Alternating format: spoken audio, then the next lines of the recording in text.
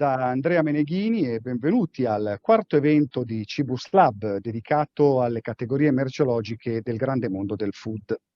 Oggi si parla di olio extravergine di oliva. Anche in questa sessione avremo importanti ospiti nazionali e internazionali. Da parte dell'industria, le principali aziende di produzione di olio extravergine d'Italia, le grandi aziende storiche, tutte centenarie, e assieme a loro abbiamo poi invitato i manager del mass market retail di riferimento in Italia e anche mass market retail di riferimento a livello mondiale, che siano essi direttamente retailers oppure importantissimi, anzi importatori. Questo è l'ultimo evento dell'anno di Cibus Lab per il 2020, ma abbiamo già un intenso programma nel 2021 e anzi a partire dal 26 di gennaio reinizieremo le nostre attività dove sarà protagonista il grande mondo della prima colazione, cioè caffè, biscotti, spalmabili ed altro ancora. Ricordo che il progetto Cibus Lab è realizzato in collaborazione con Fiere di Parma Cibus, la principale fiera del settore in Italia, il magazine GDO News e AIRAI. Dal 2021 avremo anche un altro partner che parteciperà al progetto davvero interessante. Comunque, il titolo dell'evento di oggi è Olio Evo 2021, gli scenari futuri del retail nazionale ed internazionale. L'olio extravergine è una categoria che, assieme ad alcune altre, contribuisce attivamente alla forte distintività della produzione made in Italy nel settore food. Al contrario di altre, però, trova alcuni concorrenti internazionali comprimari, se non leader, nelle esportazioni nel mondo. Uno su tutti, la Spagna, il più grande produttore al mondo. Noi siamo secondi. I consumi nel mondo dipendono dalla produzione. 3 milioni di tonnellate si producono e in definitiva 3 milioni di tonnellate si consumano più o meno. Adesso io vi faccio vedere grafico, espongo un PowerPoint dove guardiamo un po' di dati, dopodiché entriamo nel merito della discussione e della discussione appunto delle tematiche relative al tema di oggi. Allora, la produzione dell'olio di oliva nell'ultima campagna ha visto sempre come leader la Spagna con 1.125.000 tonnellate e poi l'Italia e dopo la Tunisia. Vado veloce. I consumi di olio d'oliva nel mondo, sempre nell'anno di riferimento 2019, vedono come leader la Spagna, poi l'Italia e poi gli Stati Uniti, che non sono dei grandi, anzi non sono proprio produttori, sono dei grandi importatori, adesso lo vedremo. Ecco, se vediamo il totale delle importazioni, il 34% dei volumi totali, si parla di volumi, milioni di tonnellate, è importato dagli Stati Uniti. Poi la Spagna, Brasile, Italia e poi tanti altri. Le esportazioni vedono leader la Spagna, che è un grande produttore, l'Italia e la Tunisia, che da sempre è un grande esportatore di olio. Poi veniamo all'Italia, al nostro paese. In Italia la tematica dell'olio è una tematica molto complicata. Nessuno è profeta in patria, in un certo qual modo. Da noi esiste una forte competitività tra aziende molto grandi, molto esperte, una grande storicità. Il volume di fatturato totale è di oltre 1,1 miliardi di euro, anno terminante ottobre 2020, esclusi il discount. Ovviamente la parte del leone è fatta dall'olio extravergine di oliva. Il canale supermercati è il canale dove c'è il maggior consumo, ovviamente, olio extravergine di oliva e, come dicevo prima, il 67% di quota, questi sono dati di quest'anno, 67% è olio extravergine d'oliva. Quest'anno ci sono stati dei cambiamenti, adesso lo anticipo. Allora, l'olio extravergine è cresciutato di una totale crescita del più 5,7, l'olio extravergine è comunque cresciuto del 4,6. Si tratta di una buona crescita per un settore, per un segmento che normalmente è stazionario. La private label generale negli oli ha una quota del 24,1, nell'olio detto normale, quello comunitario, insomma, la quota è caduta molto, ma sono calate molto anche le vendite. Nel libro, nel manuale appena pubblicato, lo abbiamo spiegato in profondità. E questo è il tema più importante che riguarda noi italiani, che è la pressione promozionale dell'olio, che è molto forte, circa il 60% nell'olio Evo, questo, con punte molto alte in area 4, ma se andiamo a vedere le prime 10 bottiglie più vendute, si va anche oltre il 70% nel libro. Questo lo abbiamo scritto. Adesso io introduco il primo ospite, che è graditissimo, ed è un retailer presente in Puglia, la Puglia, grande regione di produzione di olio, la più importante produzione di olio avviene in quella regione esiste un distributore, un grande leader che è Megamark. Oggi abbiamo Giuseppe Guglielmi, direttore acquisti di Megamark, ospite al nostro webinar. Dottor Guglielmi, benvenuto. Buon pomeriggio a tutti. Dottore, Megamark ha fatto molto notizia quest'anno perché ha dichiarato al principio, nel mese di gennaio, poi però ha anche fatto, che nei suoi volantini avrebbe promozionato solo l'olio italiano e non il comunitario. Vero? Azzardo, se così vogliamo dirla, no? Nel senso che si sacrifica la parte dei volumi per privilegiare quella dell'area valoriale. Avete azzardato. A quasi un anno da quella dichiarazione, quali sono stati i risultati? E poi oggi, qual è la distribuzione del vostro fatturato alla luce di questa evoluzione? Voglio essere sincero, quando il mio presidente Cavalier Pomarico mi accennò a questa iniziativa, io la prima cosa che feci, un PowerPoint, e gli dissi: bene, noi abbiamo oggi fatto 100 il mondo dell'olio, il 65% è olio comunitario, il 28% è extravergine, il 7% è una DOP. Vogliamo rischiare? E lui, che è una persona molto, molto attaccata al territorio, alla Puglia, all'Oro Verde, tenga presente che noi siamo di sede a Trani, diciamo nel cuore della produzione dell'extravergine, della Coratina, siamo a pochi chilometri dalla città di Corato, quindi dove si fa, così dicono alcune riviste specializzate, il miglior olio del mondo per via dei polifenoli che contiene l'extravergine. Quando il Cavaliere mi fece questa proposta, io sono rimasto un po' scettico, sono sincero, però la sfida mi piaceva, il fatto di difendere un prodotto made in Italy, un fatto di difendere un prodotto della terra, dei contadini, ci ha portato a fare questa operazione. Tenga presente che venivamo da un'annata, la 2018-2019, dove tecnicamente qua, adesso dico sicuramente Farchioni piuttosto che Pantaleo comprendono quello che sto dicendo, era un anno di carico, quindi c'era meno produzione, e l'abbiamo fatto nell'anno, diciamo, non era un anno di scarico, l'abbiamo fatto in un anno di carico. Quindi diciamo che la produzione dell'anno scorso è stata abbastanza, il banco di prova reale sarà quest'anno, perché quest'anno le previsioni già danno c'è poco extravergine o meno rispetto all'anno scorso, mentre la Spagna, alcuni dati dicono che ha una produzione fantastica quest'anno, quindi assisteremo a uno scenario diverso.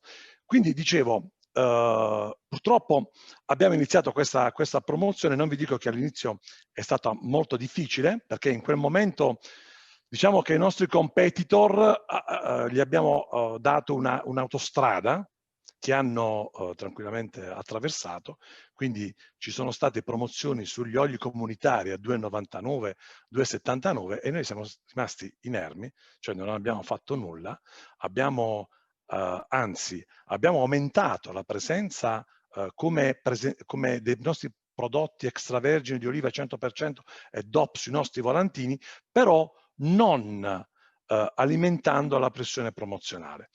Cosa è successo dopo un anno? Vi ho detto, il comunitario prima di questa operazione pesava il 65%, oggi, dati a 30 novembre, pesa il 38%, il 100% italiano era un 28% e oggi pesa un 54%, mentre le DOP sono rimaste più o meno allineate. L'unica cosa che ci dispiace, e dispiace di più anche al mio presidente, è che nessuno degli altri retailer italiani ci ha seguito in questa operazione che secondo noi fa bene solo al territorio italiano. Sì, dottor Guglielmi, infatti lei ha citato, ha fatto dei passaggi molto importanti. Il banco di prova è quest'anno, perché la vostra sfida è una sfida incredibile. L'avete fatta in un momento col vento in poppa, quest'anno invece il vento gira sulla Spagna e quindi bisognerà stare attenti alle conseguenze. Senta, dottore, ma in generale, perché l'olio extravergine si vende prevalentemente in confezioni? Perché si è ormai questo circolo vizioso più che virtuoso ha preso luogo e domina le vendite dello scaffale? Guardi, proprio da qui è nata la nostra voglia di questa sfida. Cioè tutti sappiamo che nella checklist dei nostri shopper l'olio extravergine ci sta. Tenga presente che poi anche tra nord e sud ci sono anche consumi differenti, quindi al sud i consumi sono molto elevati. Noi con questa operazione l'obiettivo principale era questo di fuggire dalla pressione promozionale, da questa tagliola che fa male a noi e fa male anche ai produttori. Qui ce ne sono degli illustri in questo convegno. Quindi il nostro obiettivo era quello di fuggire dalle promozioni e ci siamo riusciti. Tenga presente che anche questo ha fatto sì che noi a Scaffale nell'ultimo anno abbiamo inserito circa 30 etichette di olio extravergine italiano. Naturalmente tagliando i soliti noti anche locali che producevano del comunitario. E in questa operazione abbiamo anche fatto noi nei nostri supermercati abbiamo delle testate di gondola con solo olio italiano. Adesso fortunatamente la legislatura ci permette anche di avere un olio made in Puglia con su scritto olio pugliese e quindi lo stiamo anche inserendo. Tutto questo ha fatto sì che noi nell'ultimo anno abbiamo ridotto la pressione promozionale del 10%, abbiamo migliorato i nostri margini del 4%, ma cosa più importante, abbiamo dato ai nostri consumatori la possibilità di scegliere un olio del loro territorio. Sì. Senta, ora un'operazione coraggiosa, senza dubbio, i risultati sono sorprendenti, è sorprendente quello che ci sta raccontando, veramente. In mezzo però la domanda è la seguente: voi appartenete al gruppo Selex, il gruppo Selex è una centrale sempre più forte, oggi è un bel riferimento nazionale, presente dappertutto, fa progetti di centrale molto seri, tra cui anche quello di private label. Oggi sono molto contento di avere sia lei che rappresenta Selex che Conad, due aziende le cui centrali hanno davvero lavorato molto bene negli ultimi anni, nascendo dalla DO. Ebbene, la private label è uno dei cavalli di battaglia di Selex e quindi di tutti i punti di vendita che accompagnano i progetti Selex. Dentro la categoria olio extravergine, che ruolo deve avere la PL in un contesto come quello che ci ha appena raccontato? Da noi è un po' dura. Nel mondo dell'extravergine, noi abbiamo fatto di tutto per dare un palcoscenico. Qui il leader è un locale e abbiamo gli stessi problemi che abbiamo sulla pasta piuttosto che sui rossi, dove il leader non è un nazionale ma è un locale. Qui la private label soffre, è inutile nasconderci, non potendo promozionare l'olio comunitario, quindi soffre ancora di più. Diciamo che noi non abbiamo una quota, non mi posso paragonare al Conad che ha come dire, delle performance sul prodotto a marchio che fanno Certo. onore perché è un leader italiano, quindi io sono per il Made in Italy anche per quanto riguarda le insegne. Quindi non abbiamo le loro quote, però soffriamo e purtroppo è inutile dare dei numeri, ma è molto bassa, diciamo così. Nonostante tutto l'impegno, il consumatore preferisce la marca locale o alcune marche nazionali. Dottor Guglielmi, io a nome di Fiere di Parma, Cibus, di AIRA e di GDO News la ringrazio per la sua partecipazione e per la sua testimonianza. Adesso, arrivederci. Adesso passiamo il testimone a un'industria importante, a un storico leader di mercato che è Monini, un'azienda nazionale, internazionale, un riferimento del mercato. Oggi abbiamo tanti riferimenti del mercato ospiti e quindi sarà veramente un piacere ascoltarli tutti. Monini in Italia ha costruito da anni il suo percorso di leadership, grande distribuzione, come anche nel mondo specializzato. Ma all'estero quali sono le performance di Monini? Qual è l'attività che si sta compiendo nei mercati esteri da parte dell'azienda Monini? Lo chiedo al dottor Villa, direttore export del gruppo. Dottor Villa, benvenuto a Cibus Lab, a lei la parola. Buon pomeriggio a tutti, la ringrazio per l'invito.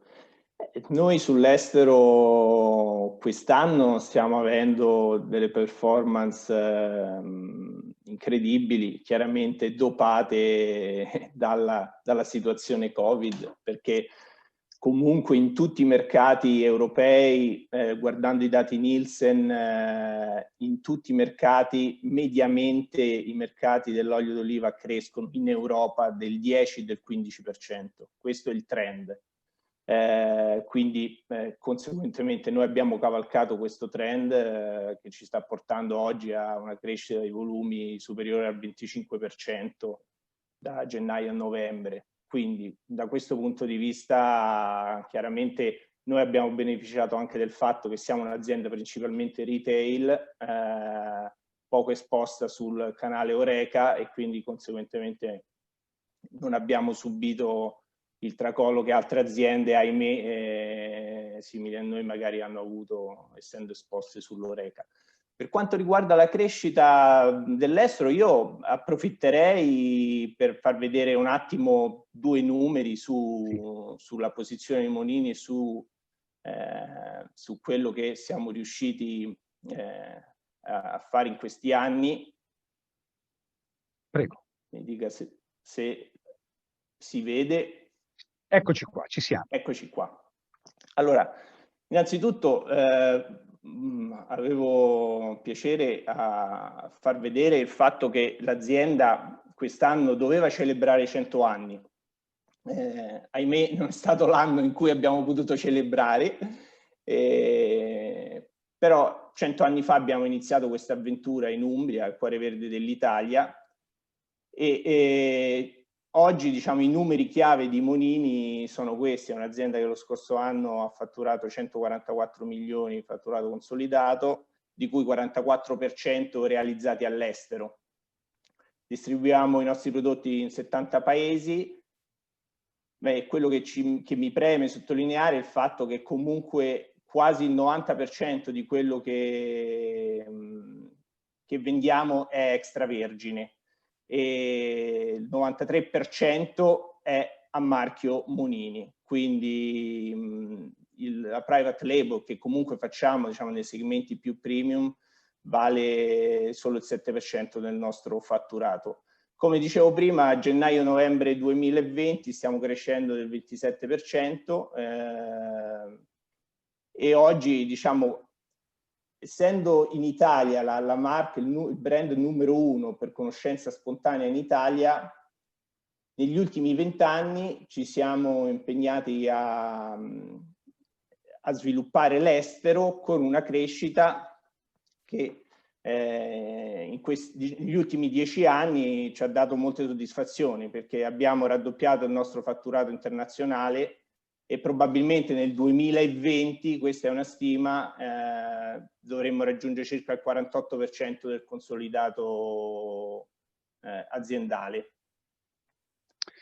E quello che è importante, vorrei solo dire, importante per noi è dire che siamo leader o tra i leader nel mercato dell'extravergine in diversi mercati europei, perché in Europa, e qui poi mi chiudo, è in Europa dove l'azienda è particolarmente forte e dove ha una posizione di leadership. Questa è la distribuzione per parte geografica del nostro fatturato, e quello che mi preme dire è che ad oggi il 4% solo dei consumi mondiali di tutti gli oli vegetali, di tutti i grassi, l'extravergine rappresenta solo il 4% di questi consumi. Quindi c'è un'autostrada enorme potenzialmente per continuare a crescere all'estero. Sì. Dottor Villa, senta, in generale nel mercato dell'olio extravergine in Italia si sta facendo estrema attenzione ai temi della sostenibilità e della tracciabilità.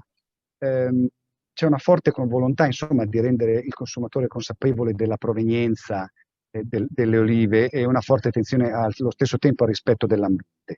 Voi cosa state facendo in proposito? Sì, guardi, noi proprio quest'anno abbiamo, insieme con Ambrosetti, abbiamo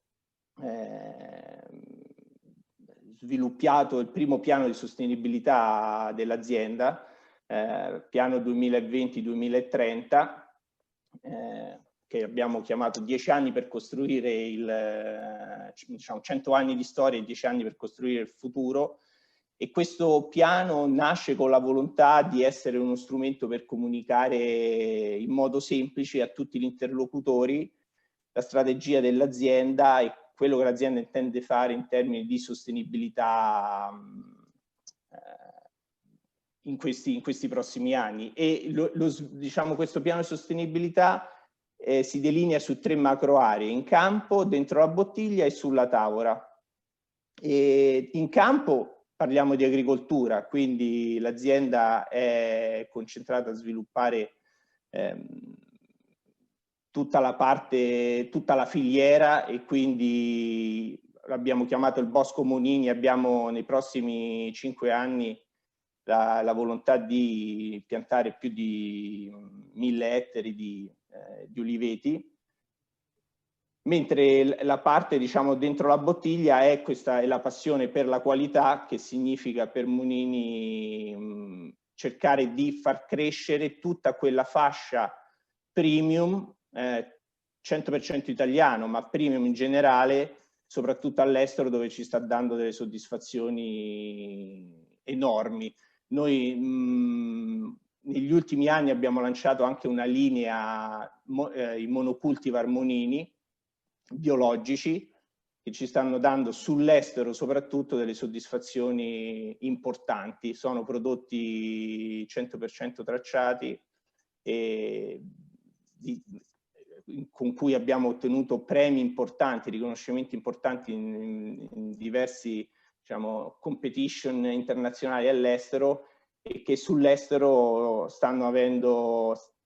sono recepiti benissimo, e siamo riusciti a listarli in diversi retailer internazionali, e punteremo nei prossimi anni molto su questa linea di prodotti. E chiaramente insieme allo sviluppo di tutto ciò che è digital e nell'online.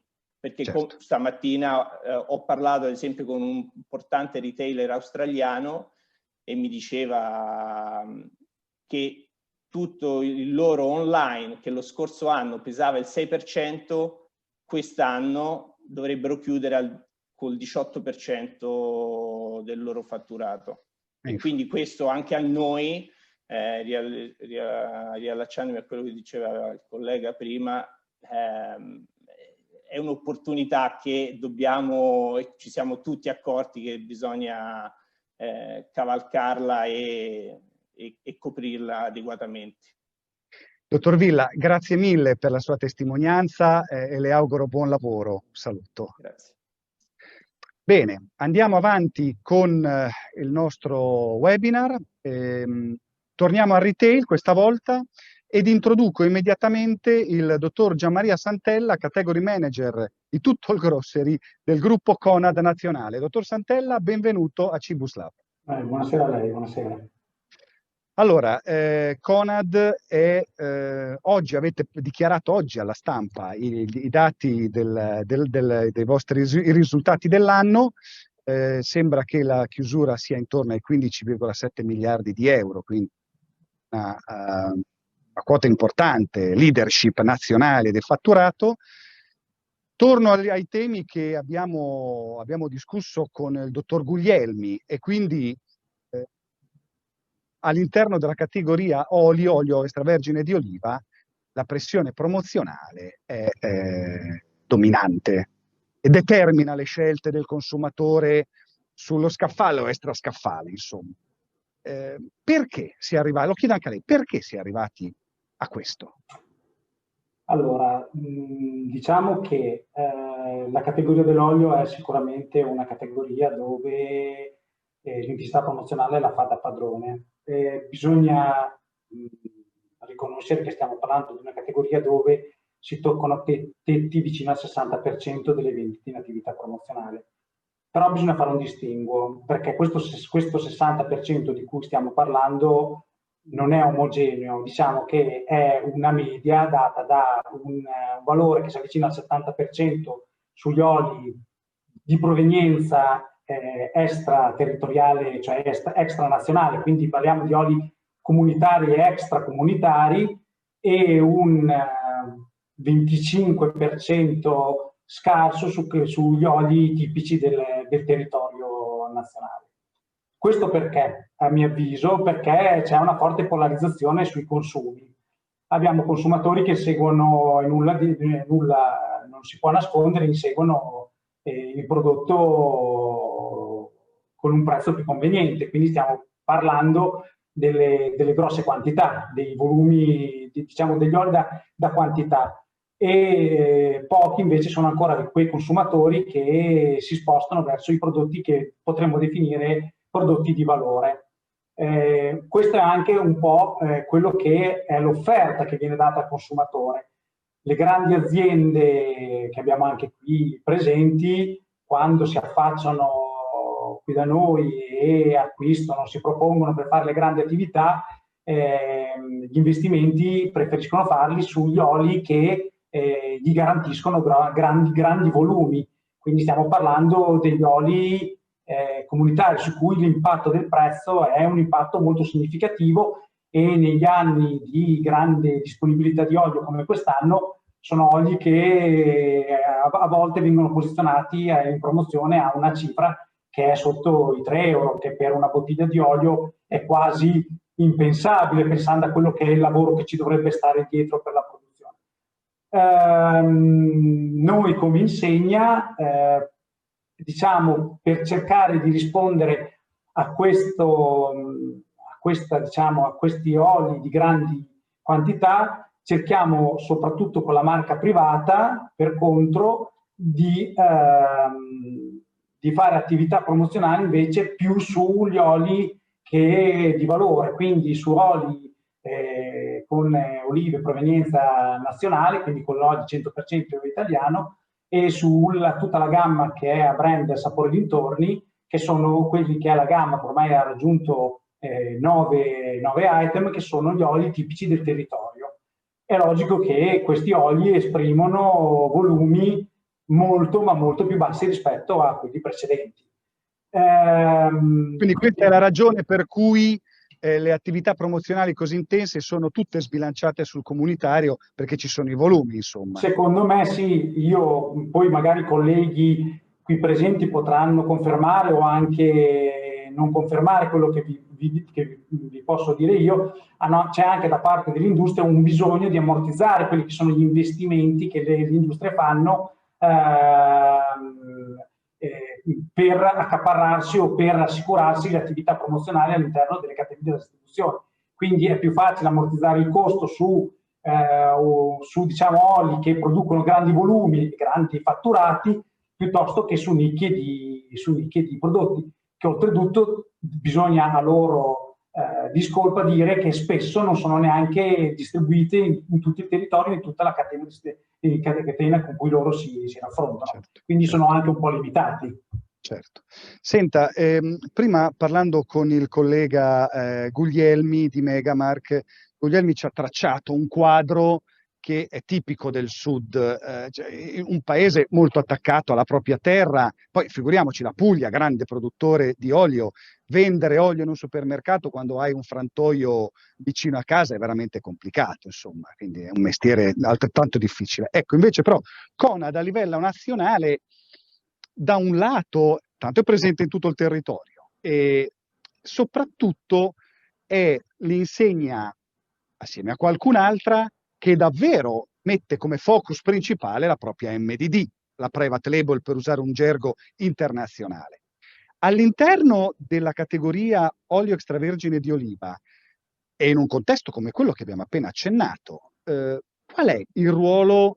Lei l'ha già accennato, ma approfondiamolo. Qual è il ruolo della private label all'interno della categoria e soprattutto che tipo di relazione costruisce col consumatore finale in un contesto dove ci sono dei high-low molto forti, compensati da una costanza dell'offerta della MDD. Qual è il vostro quadro d'insieme? Allora, Conad fa dell'MDD il maggior driver di distintività nei confronti delle altre insegne. Questo è da sempre la nostra missione principale, tant'è che per noi abbiamo un focus molto importante sullo sviluppo della marca privata. Le difficoltà che prima descriveva il collega non posso negarle che le riscontriamo anche noi, soprattutto in una categoria come l'olio dove io credo che, ho sempre detto quando parlavo con fornitori, con colleghi, che se uno parla con un produttore di olio toscano dirà sempre che l'olio toscano è il più buono del mondo, quello siciliano dice che è il più buono siciliano e diciamo che al paese che vai, in ogni paese in cui uno va, l'olio di propria produzione è sempre il migliore. Quindi diciamo che quello che facciamo noi è un lavoro di categorie. Cerchiamo di trovare un equilibrio tra quello che è le indicazioni che vengono date da parte del nazionale, quindi del consorzio in unione con le cooperative, e il rispetto di quelle che sono le tradizioni e le peculiarità del territorio. Quindi il lavoro che noi andiamo a fare è quello di integrare diciamo sia gli oli di grandi marche nazionali, sia gli oli dell'MDD, quindi quelli della private label, sia gli oli dell'MDD nazionali e quelli tipici del territorio. Quando noi costruiamo uno scaffale, quello che cerchiamo di fare è di avere il giusto equilibrio, quindi cerchiamo di avere una proposta omogenea che prevede, che comprende sia gli oli di marca, le marche principali, e tenendo sempre come punto di riferimento principale logicamente la nostra marca del distributore, e per quanto è possibile di completare l'offerta a livello nazionale con la gamma degli oli tipici. Lo dicevo prima, noi è rappresentata da Sapor Dintorni, dove abbiamo queste 9 referenze di cui parlavo prima, che rappresentano, diciamo, i principali oli presenti a livello nazionale. È sicuramente molto difficile vendere un olio fatto in Sicilia per quanto buono sia, perché logicamente la presenza di frantoi locali piuttosto che di localismi fa sì che il consumatore sul territorio magari preferisca o comprare un prodotto locale o andare direttamente al luogo d'origine, quindi nel frantoio stesso. Però noi non ci perdiamo d'animo e cerchiamo nel resto d'Italia di far conoscere anche i gusti diversi, quindi gli oli provenienti da altre parti di regioni, anche in regioni dove quell'olio non è così noto. È vero da dire che noi questo assortimento lo facciamo e lo gestiamo tenendo in considerazione le superfici dei nostri punti vendita, quindi è una sorta di piramide inversa. Logico che la numerica sarà molto più ridotta nei punti vendita con dimensione più piccola e va via esplodendo nelle superfici Anche la MDD è ridotta? Anche l'MDD per una questione di coerenza, perché è corretto tenere, come dicevo prima, un giusto rapporto tra prodotti definiti dal nazionale e prodotti locali. Anche l'MDD viene declinata in maniera differenziata a seconda delle superfici che vengono analizzate. Quindi la massima espressione dell'assortimento viene trovata nello spazio, cioè nei punti vendita di grandissime dimensioni.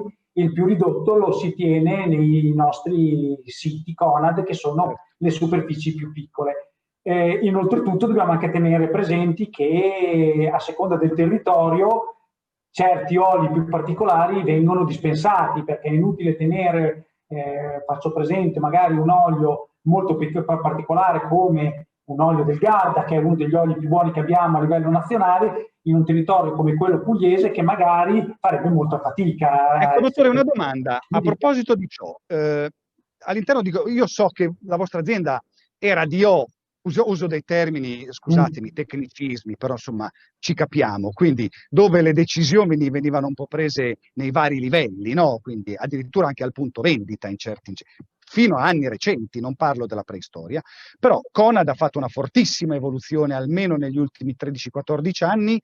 Oggi la domanda che le faccio è: quanta autonomia hanno le periferie in una categoria come l'olio all'interno di Conad, oggi così forte e determinante nella sua centrale?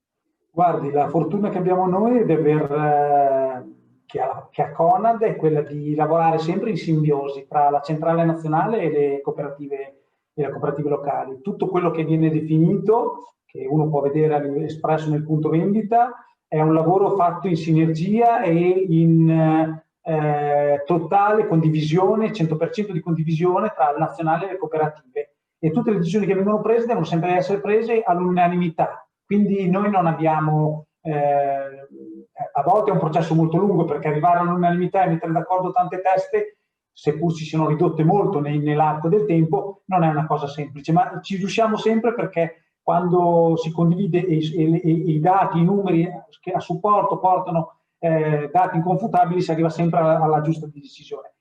L'autonomia viene lasciata perché una peculiarità che Conad deve garantire alle proprie cooperative è quella sempre di avere un'autonomia di identità. Noi abbiamo visto in passato alcuni esercizi fatti su altre catene che non sono stati fortunati, dove tutto veniva centralizzato, passatemi il termine, che non hanno avuto esito positivo e che ha portato a riflettere che ogni localismo deve essere preservato, perché è una cultura ed è un patrimonio all'interno del territorio nazionale. Quindi dottor Santella, dica.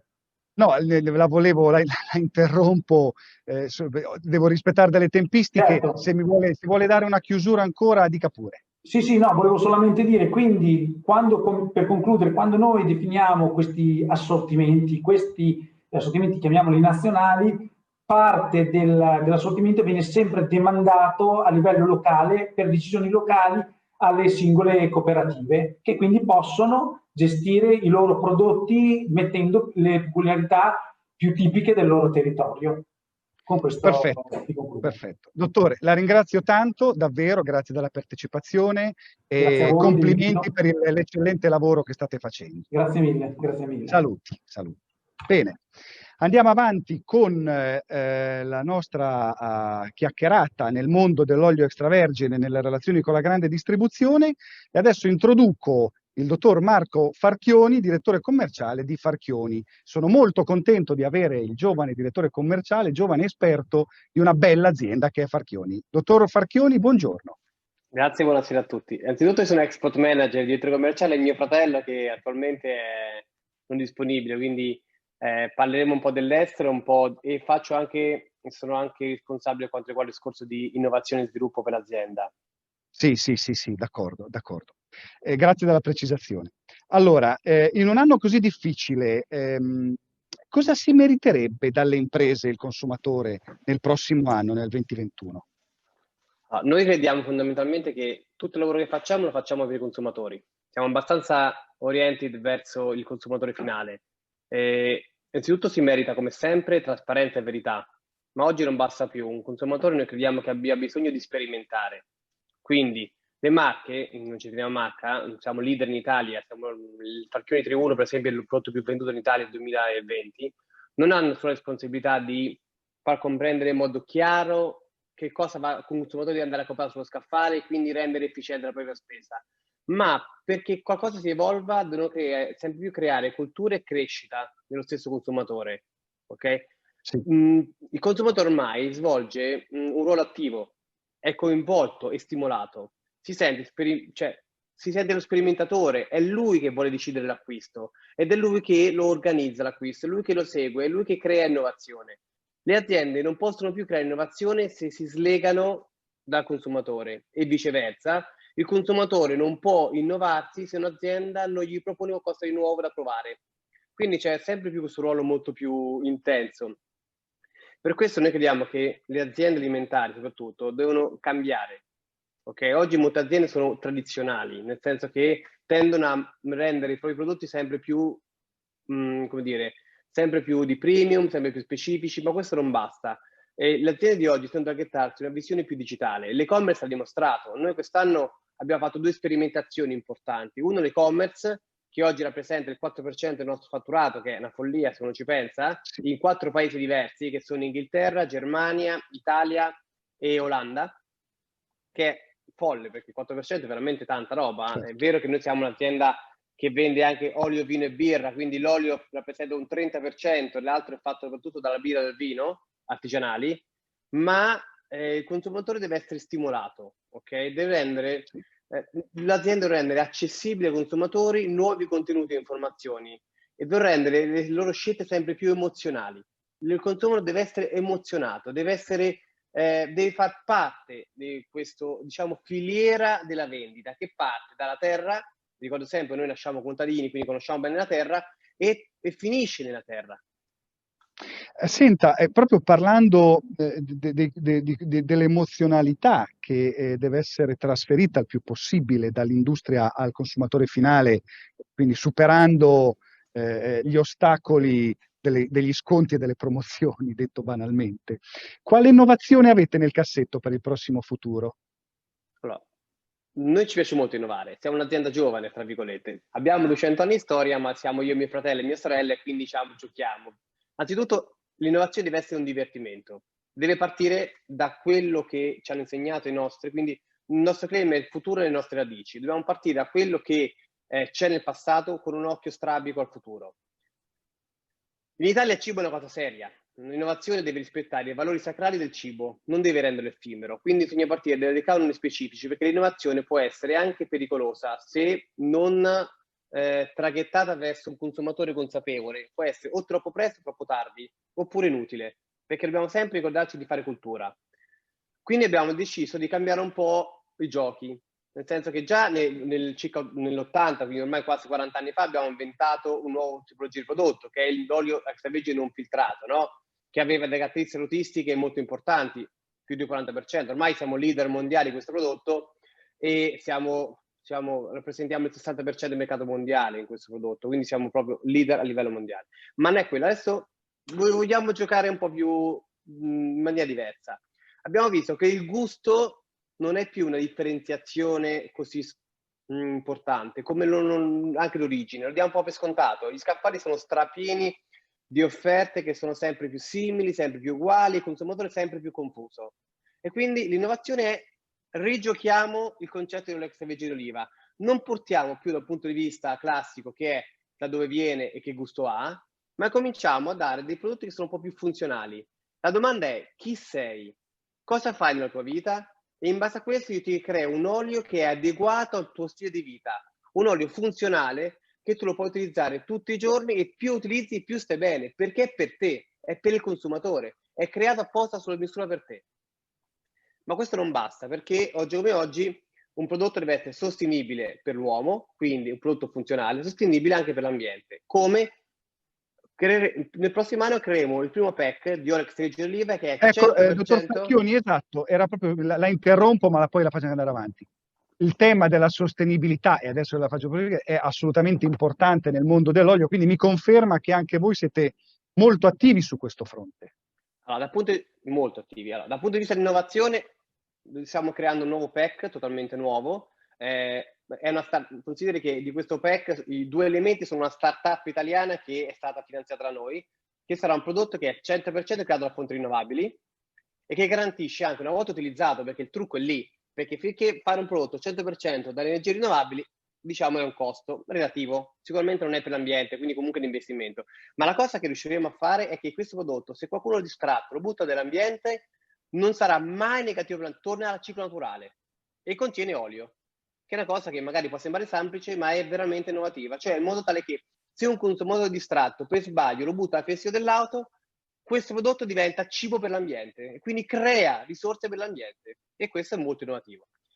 L'altro punto è la sostenibilità. Allora, innanzitutto la sostenibilità per noi è un fatto di famiglia. In che significa? Significa che per noi da oltre 2 secoli la sostenibilità coincide con i nostri impegni nel rispetto di una economia contadina moderna, perché la sostenibilità nasce dalla terra e torna alla terra. Questo perché la posizione più lungimirante di sostenibilità deve essere quella di abbracciare le attese dei cittadini. Cioè bisogna costruire insieme ai cittadini e non da soli, insieme, perché noi possiamo fare un pezzo, ma poi il ciclo deve chiudere il cittadino, degli ecosistemi semplici ed efficaci. Quindi è ancora una volta una collaborazione col consumatore, perché il consumatore deve chiudere il cerchio con te. Tu apri un cerchio dalla terra e lo chiude il consumatore con te. In maniera molto pragmatica. Che cosa abbiamo fatto? Perché in realtà è facile dire sostenibilità oggi, facile dire faremo, no?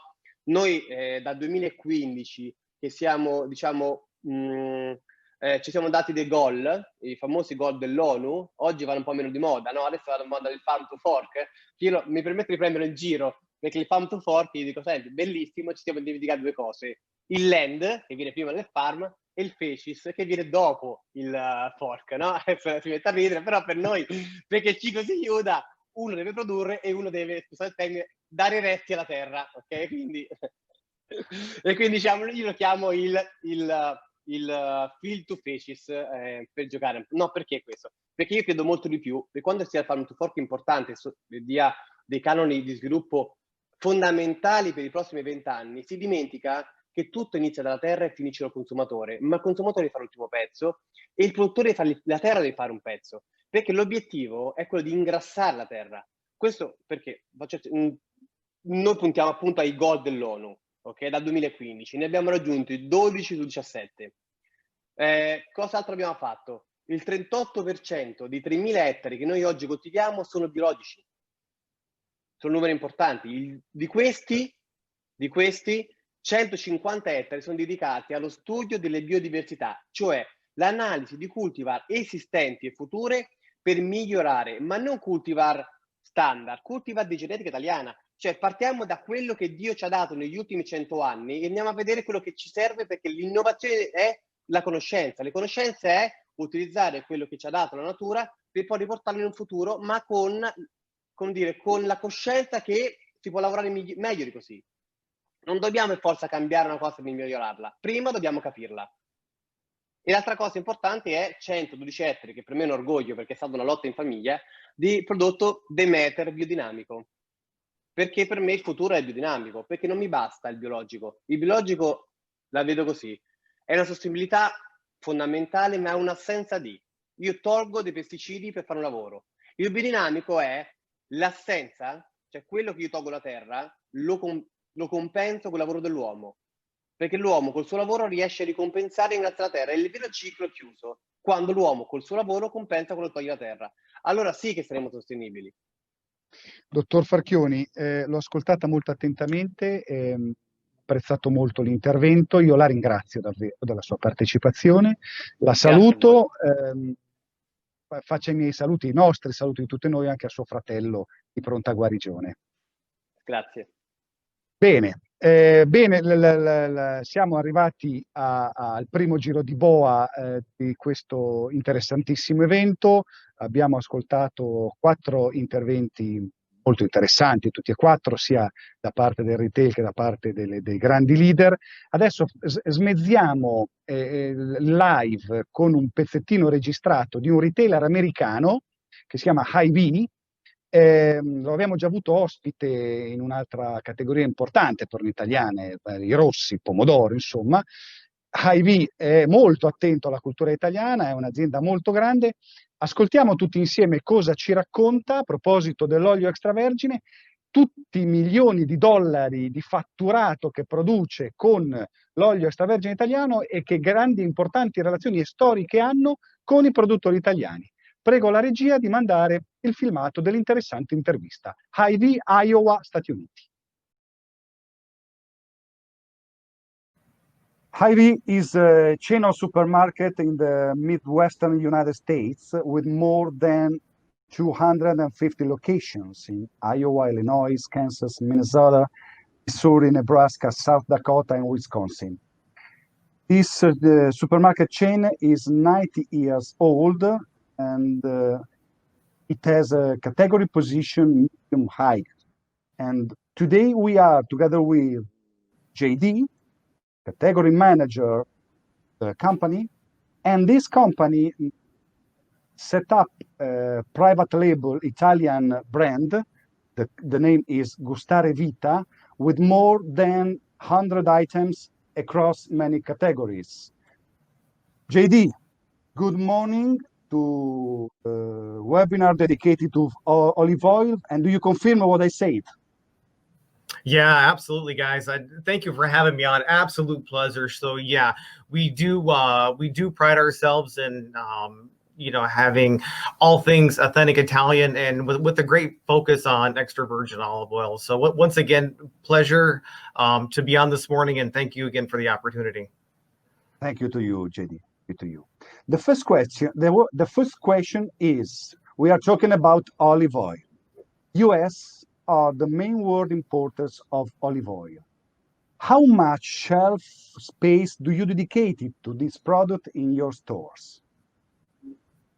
Yeah, absolutely. So we have two different sizes of planograms for our stores. We have a 4-foot section for our smaller stores, then an 8-foot section for our larger stores. And here on my screen, you can see a snapshot of our two planograms. So the one here on the left is our 4-foot set.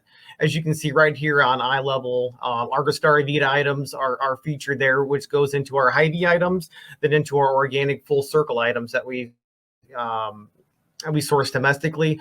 Then next shelf up is your Bertolli items that do very well for us. Then top shelf is, of course, your top shelf items. Here's our high-end Gustare Vita items up on top.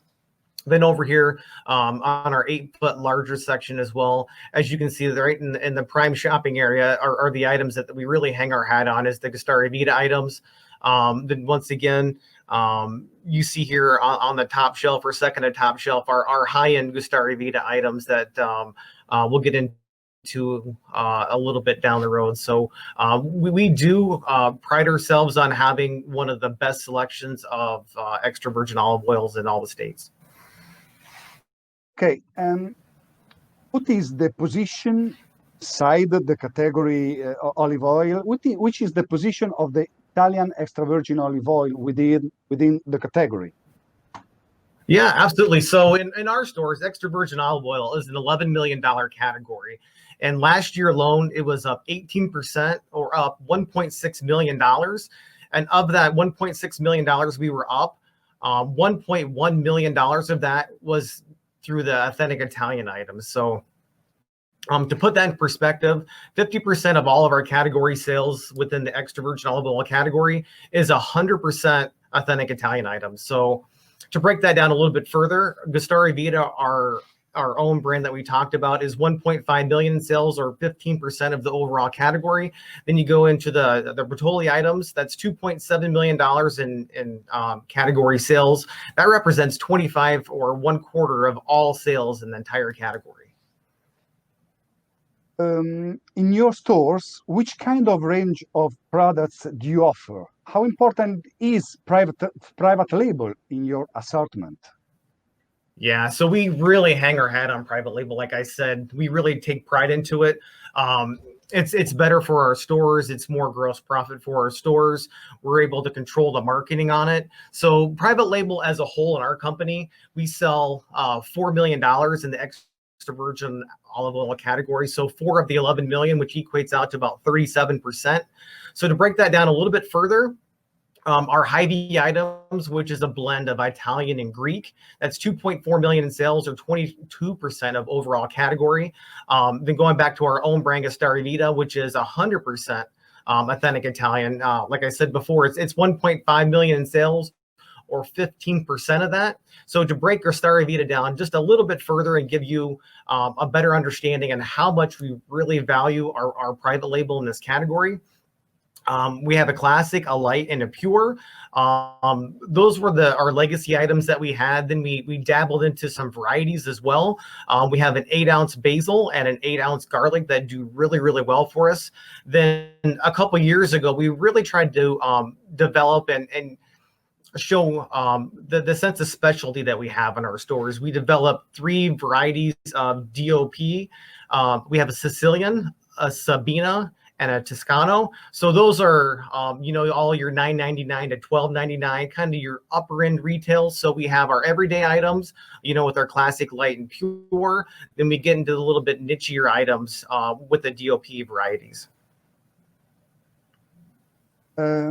What characteristics must have an Italian producer to become your supplier? And do you prefer a US olive oil distributor or Italian olive oil?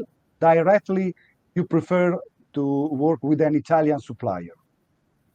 Yeah, so absolutely. All great questions. So in our private label, we've had the same supplier since 1999, and we really pride ourselves on that. We've had 0 quality issues. We've had 0 customer complaints. So the partnership that we've established with our current supplier is just a great relationship. So to be a supplier for Hy-Vee, you have to be either BRC or SQF certified, just to make sure that your factories meet all safety criteria, both internationally and domestically. So as far as branded suppliers goes, you have to have you need to be an established supplier. You have to have a good track record. And to me, some things that I'd like to consider before I take a look at it is what other retailers that you're in, both internationally and domestically. So that really gives me a good gauge of the quality of the product and the quality of the supplier. Okay, JD, they're really important, your testimony. Thank you so much. And I hope to see you in another webinar talking about a new category. Awesome, guys. Thank you for your time once again. Torniamo in diretta. Interessantissima la testimonianza di JD Campbell, ma voi pensate alle opportunità che ci sono per noi italiani nel mercato statunitense, dove il consumo pro capite di olio non è così importante come può essere nei paesi del sud Europa, però una catena diciamolo statale, no, degli Stati Uniti, che non è certo Walmart, è una catena come ce n'è tante altre, con 4 sezioni nei negozi piccoli, 8 sezioni di extravergine nei negozi grandi. Insomma, le opportunità sono veramente tante. Quando si parla di Stati Uniti, secondo me è un dovere citare una nostra azienda che ha appena aperto, lo abbiamo scritto nel libro appena pubblicato, una loro filiale negli Stati Uniti, è l'Oleificio Zucchi. Ho il piacere di introdurre il dottor Marco Bonatti, direttore commerciale di Oleificio Zucchi. Dottor Bonatti. Non lo sento il dottor Bonatti. Dottor Bonatti, eccoci, l'audio, mi manca l'audio, dottore. Non ancora. Provi adesso? No, non la sento. Ecco, ora dovrebbe andare. Eccoci, dottore, buon pomeriggio. Buon pomeriggio a tutti. Senta, della filiale ne abbiamo già parlato nel libro, comunque la introduco dopo Hy-Vee proprio perché ci tenevo a rimenzionare questa importante iniziativa vostra, che è, come dire, recentissima, e quindi è un qualche cosa dove siete presenti, ma su cui puntate molto. Io però so che voi puntate anche voi molto in un progetto di avvicinamento del vostro brand, delle vostre attività al consumatore finale attraverso sostenibilità e tracciabilità, l'abbiamo già ascoltato anche dai suoi colleghi. Qual è la vostra esperienza e quali sono i vostri propositi per questo tipo di concetto? Dunque, noi siamo l'azienda, la Zucchi, che quest'anno festeggia o avrebbe avuto piacere a festeggiare i 210 anni di storia, è partita molto tempo fa sulla sostenibilità. Il primo bilancio di sostenibilità è stato redatto nel 2004 e crediamo sia stato il primo perlomeno nelle aziende del settore. La sostenibilità in questo caso è passata attraverso alcuni classici diciamo elementi dell'ambiente. Abbiamo portato tramite treno tutto quello che è l'utilizzo degli oli di semi, vengono appunto importati e portati dal porto fino a qui. Abbiamo un treno proprio di proprietà con 21 o 22 vagoni.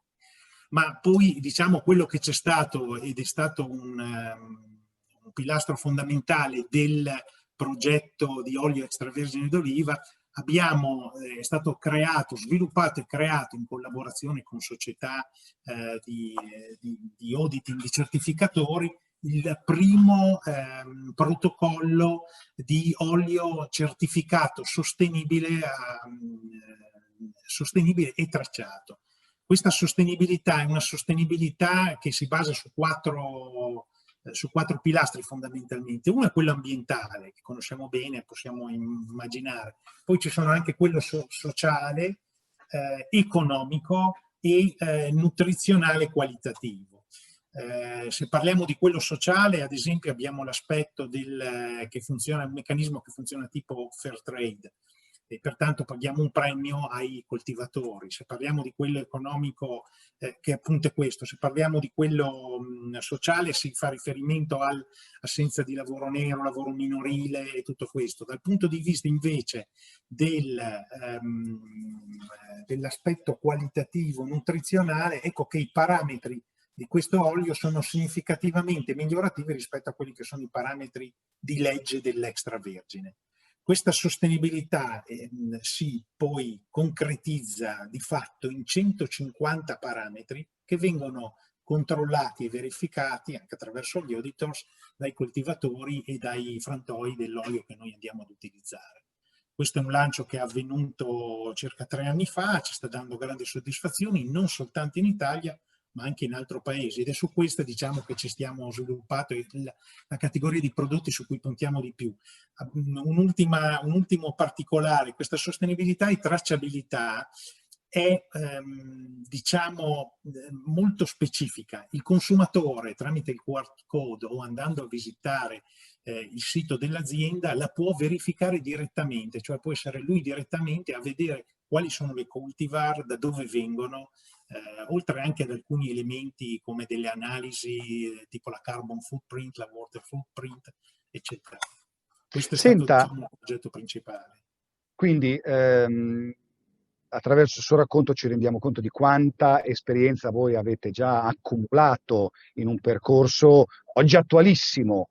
Probabilmente voi l'avete fatto in maniera pionieristica al principio, veramente gli ambori, oggi avete una grande maturità in questo ambito. E le faccio allora quest'altra domanda.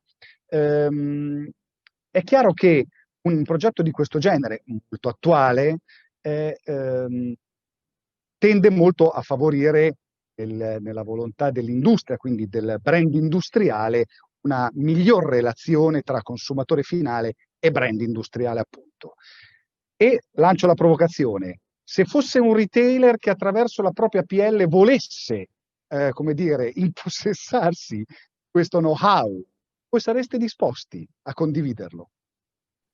Diciamo che in questo percorso che abbiamo visto, abbiamo continuato ad aggiungere valore e a cercarci di avvicinarci al consumatore, valore al prodotto. Prima siamo arrivati con la tracciabilità, poi siamo arrivati successivamente con la sostenibilità. Ecco che il percorso che fa la PL, che è diciamo la metà del nostro fatturato è fatta sulla PL, per cui è un'azienda che storicamente è nata con la PL. Ecco che ora noi cosa facciamo? cerchiamo di dando sempre di più al brand, però siamo pronti a concedere degli elementi significativi anche alla PL. Lo abbiamo fatto ad esempio negli Stati Uniti, dove c'è una PL importante di olio extravergine che ha appunto la tracciabilità sul suo sito e su cui i consumatori di questa catena possono andare a verificare direttamente loro cultivar, l'origine, eccetera. Ecco, è un aspetto per cui diciamo ci portiamo, man mano che andiamo avanti e diamo un gradino di distintività al nostro brand, rendiamo disponibile il gradino precedente anche alla PL. Senta, si parla di PL, si parla di brand industriali, ne abbiamo parlato di pressione promozionale molto attuale. La domanda è, dottor Bonati, come si crea valore in una categoria come quella degli oli?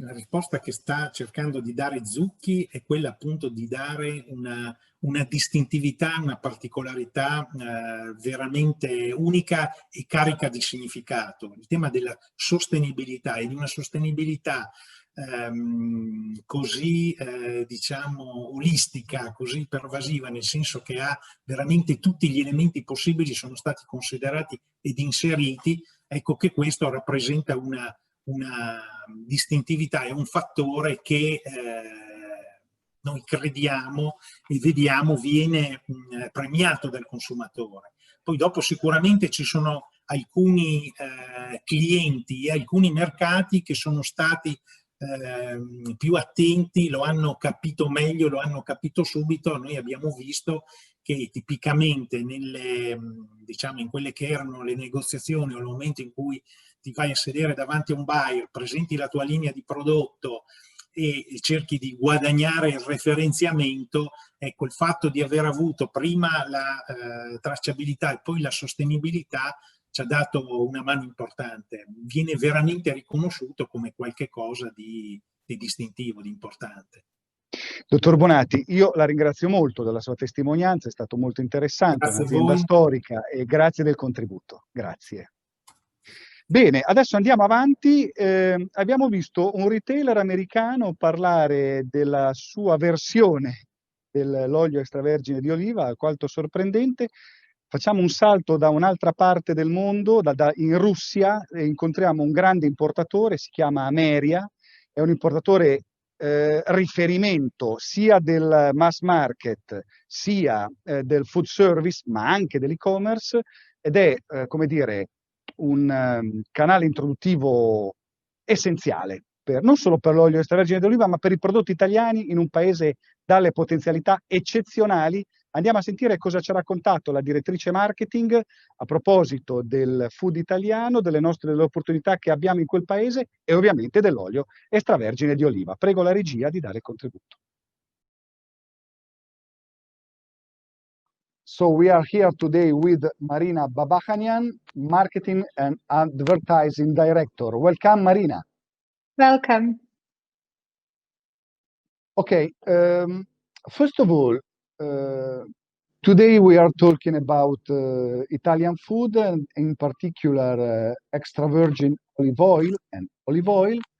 But first of all, I want to ask you what Russian consumers think about Italian products and Italian food. The Italian consumer likes the Italian foods. They always use the Italian food when they are cooking, or they prefer a lot of Italian restaurants.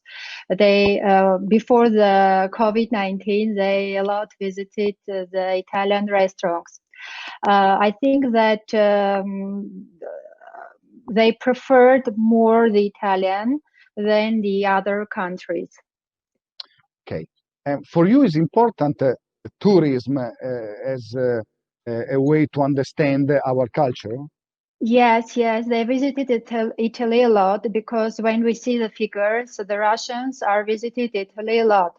They love the Italian culture, they like Italian cuisine and prefer Italian food. And when they visit Italy, they also bought a lot of Italian foods, which is under embargo in Russia. Inside the shelves of the supermarkets are present Italian products. Yes, we see a lot of Italian products, and I can say that the percentage, it's about 30-40%, maybe. Okay. And talking about COVID and sales, what happens and what happened inside the Russian food market? You know that FMCG segments feel confident at this moment. People stay at home, spend more time with their families, much less go to cafes and restaurants. They cook more, and food consumption has increased. And they don't skip on food. And according to Euromonitor, its analytic company, the category volume will increase by 7% in terms of value over the year. And I can see that the food market is among the other categories is least affected to COVID-19 situation. And we see that during April-August 2020, the cumulative category of grocery stores shows growth in contrast with other goods and services, which we can see on the chart. Okay. You work inside an important company. The name is Ameria. Ameria, yes. Talk about your company and which is the role of your company inside the Russian market. You know that Ameria is one of the leading importers and distributors in Russian Federation. We was founded in 1993, and it approximately 27 years we focused on developing and expanding the operations. We tapped it out the crisis of 1998, 2008, 2014, and became a well-known and very famous and biggest importer from more than very famous Italian brands like Monini, La Molisana, Crick, BioItalia, Ciro, and more other European brands. We have the beneficial and fruitful cooperation with many brands, more than 21 years. And our main segment is confectionery, premium chocolate, premium confectionery, canned food, and grocery. We also have, yes.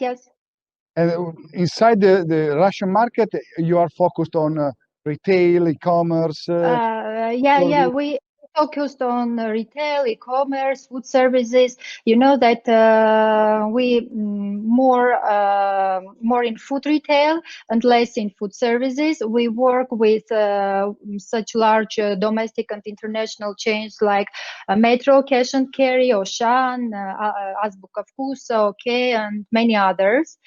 We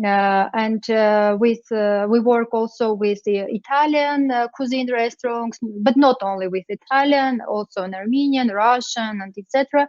And they also use Italian extra virgin olive oil. Okay, talking about extra virgin olive oil, I want to ask you if you are monitoring any growing interest on extra virgin olive oil, the Russian food market. Yes, we are monitoring the growing interest. As we can see on the chart, the total market of olive oil in Russia is growing, and the extra virgin olive oil is growing more than other olive oils. Okay, the Italian extra virgin olive oil has many competitors, and what distinctive traits can you see with other countries' products? I think that the distinctive traits with other countries is that the Italians have a lot of types of olives, and they have an art of creating an extra virgin olive oil with the same varieties, but just blending. And also they create a mono-blend extra virgin olive oil, which is specific for the particular region.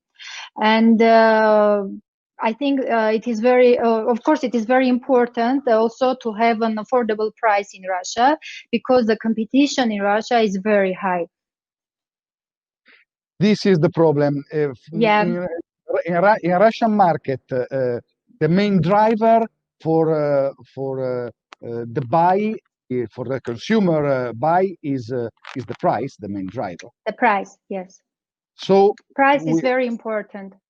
So Italian production has a problem in this situation. Sometimes yes, sometimes no. But because besides the price, also the Italian producer have to have some marketing budget. Because without the marketing budget, it is very difficult to operate on Russian market. Because our shelves on supermarkets are overcrowded with a lot of types of olive oil. And if you want to be on the shelf, you have to have marketing budget and affordable price. Okay. Talking about the all Italian offering, which are the most interesting categories for Russian market? It's olives and olive oil, I think. The Really? first is, then the chocolates.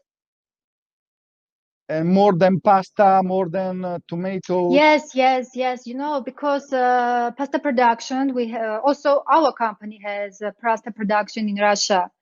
Also, other brands like Barilla, they have the production in Russia. That's why we produce the pasta in Russia and less importing the pasta in Russia. Yes, you know have that the refinery of Europe is close to you. Yeah, you know that we has a pasta production. We are the first in Russia to start the gluten-free spaghetti, gluten-free long pasta production in Russia, and it is our achievement here. Torniamo in diretta. Sì, allora più avanti ci saranno altri interventi di importatori e retailers stranieri. Ci agganceremo a quello che abbiamo ascoltato dalla marketing manager di Ameria, perché poi al di là delle tematiche italiane, di quelle che sono i tratti distintivi, il domani dell'olio extravergine italiano, c'è anche un tema di competitività internazionale che è già introdotto nel webinar, ma che sarà il tema dominante nei prossimi interventi e che secondo me è giusto e doveroso approfondire all'interno di questo ambito. Ora presento un altro produttore italiano live, che è l'oleificio Pantaleo, e parliamo con il dottor Massimo Occhinegro, che è Export Manager, a cui do il benvenuto al nostro webinar. Dottor Occhinegro, buonasera e benvenuto. Grazie, buonasera a tutti e grazie per l'invito in questo importante e interessante webinar. Bene, allora, Pantaleo è un'azienda storica, come lo sono anche le altre, e avete anche voi superato abbondantemente i 100 anni di vita e di storia. Qual è, in mezzo a tanta qualità, a tanta attività, termini di marketing, di studio, sostenibilità, tracciabilità, qual è l'elemento distintivo dell'oleificio Pantaleo rispetto all'offerta italiana? Grazie per questa domanda. Diciamo che la nostra azienda ha una peculiarità rispetto a tante altre, intanto la location, cioè dove siamo posizionati, dove siamo situati. Noi siamo nel territorio pugliese, che è il principale bacino di utenza dell'olio d'oliva in Italia. La Puglia produce all'incirca il 60% della produzione nazionale e quindi abbiamo una storia di 130 anni, quindi diciamo che abbiamo superato abbondantemente i 100 anni e dal 2008 abbiamo anche intrapreso una strada importante, che è quella di coprire tutta la filiera produttiva. Quindi è stata creata una società che è la Pantaleo Agricoltura SRL, dove abbiamo 160 ettari, dove abbiamo avviato appunto dal 2008 una produzione propria di oliveto per garantire la produzione dalla materia prima, le olive, fino ad arrivare poi al prodotto finito, che sono i nostri prodotti di punta, su cui noi ci teniamo molto al prodotto italiano, ci teniamo molto al nostro territorio. La Puglia, diciamo, è diventata nel corso degli anni una importante regione, una importante realtà. Ho sentito gli altri relatori, adesso c'è la nuova denominazione di origine pugliese, quindi olio di Puglia, e noi siamo stati gli ambasciatori, i primi a scommettere, a voler introdurre quest'olio, perché chiaramente è giusto che anche la nostra produzione abbia una conoscenza, diciamo, non solo nazionale ma anche globale. Noi possiamo rassicurare i nostri interlocutori, il trade e i nostri consumatori, che ovviamente possono benissimo controllare tutta la nostra produzione. Abbiamo anche il QR code sulle bottiglie, dove chiaramente si può vedere tutta la storia di quell'olio, quindi vedendo le analisi, vedendo anche il panel test, eccetera, i giudizi, vedendo l'appezzamento da cui è stato prodotto quell'olio, e quindi questo credo che sia una garanzia e una diciamo, trasmissione di fiducia a tutti, al trader e al consumatore. Poi chiaramente per distinguersi nel settore dell'olio non è facile, quindi siamo stati tra le prime aziende intanto a investire, e abbiamo investito molto recuperando anche dei terreni incolti, dei terreni o comunque abbandonati, oliveti abbandonati, e abbiamo investito molto ci abbiamo creduto, e siamo tra le poche aziende italiane che hanno fatto questo, un po' come si fa nelle grandi famiglie si è fatto nelle grandi famiglie del vino. E noi stiamo praticamente replicando quello che è stato fatto nel settore del vino, perché crediamo che il futuro debba essere quello di un controllo completo della filiera per garantire alla fine il consumatore, che poi è il nostro driver, il nostro riferimento. Da un punto di vista, diciamo, delle nostre attenzioni, perché le nostre attenzioni, diciamo, un'altra caratteristica è quella della efficienza, della efficacia del nostro. Noi abbiamo un service, cioè noi siamo molto attenti all'interlocutore, al trader, al retail, quindi siamo problem solving, siamo sempre dietro con tutto il nostro team, siamo una squadra diciamo molto affiatata, e quindi ognuno con le proprie competenze riesce a sopperire a qualsiasi richiesta da parte del trade e anche da parte del consumatore quando occorre. Quindi diciamo che queste sono le valenze, le distinzioni, ciò che ci distingue magari rispetto ad altri, e non sottovaluterei questo aspetto appunto della quick action, cioè dell'azione rapida di intervento, perché per noi, tra l'altro poi noi abbiamo anche molte private label, per noi è molto importante avere un rapporto stretto con i nostri clienti, che abbiamo ormai da 30-40 anni, e quindi se i nostri clienti durano così tanto ci sarà pure una ragione, no? Perché chiaramente non siamo per la politica del mordi e fuggi, siamo per il going concern, per la continuità. Ci impegniamo a curare i rapporti non solo professionali e di affari con i nostri clienti, ma diventano dei veri e propri partner, e noi abbiamo molta empatia nei loro confronti, perché capiamo le loro esigenze e cerchiamo per quanto ci è possibile di andare incontro.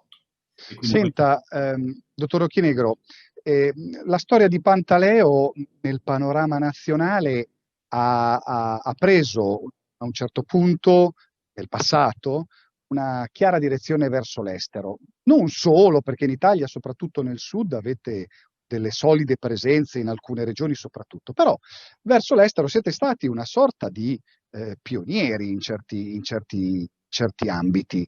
Ecco, quali sono i paesi dove avete sviluppato i maggiori presidi in tutto questo tempo, e quali relazioni avete saputo sviluppare in tutti questi anni tra i brand espressione della vostra produzione, citava anche le private label prima, e i consumatori dei paesi dove siete presenti? Ma guardi, chiaramente la nostra struttura, la nostra azienda ha attirato l'attenzione di partner di grosse società, di multinazionali, che ci hanno aiutato molto a conquistare determinati mercati molto importanti, che sono molto attenti alla qualità del prodotto, che per noi è il principale fattore quindi di concorrenza. Per cui, per esempio, il Giappone è stato un mercato, ed è un mercato molto importante, dove il consumatore ha un'attenzione una particolare per la qualità del prodotto, e se lei fermasse 10 consumatori giapponesi, io direi che 8 consumatori su 10 conoscono la qualità di un olio, riescono a capire, a comprendere se un olio è buono e se un olio è meno buono. Quindi questo per noi è motivo di orgoglio, e quindi ci appassiona, perché ci consente di offrire loro le migliori caratteristiche dell'olio, quindi le caratteristiche che in Italia purtroppo ancora oggi, nonostante una diffusione della cultura, sempre maggiore, quindi ci saranno sicuramente dei miglioramenti, ci sono dei margini di miglioramento. Le caratteristiche dell'amaro e del piccante, che spesso vengono viste come valenze negative, invece lì vengono apprezzate come caratteristiche positive. Ma non posso non dire, parlare anche della Corea, dove anche lì con una multinazionale molto importante noi vendiamo un olio, per esempio un olio biologico della nostra Puglia, e che ha delle caratteristiche ovviamente di prodotto di qualità, e sta avendo dei riscontri molto molto positivi nel mercato.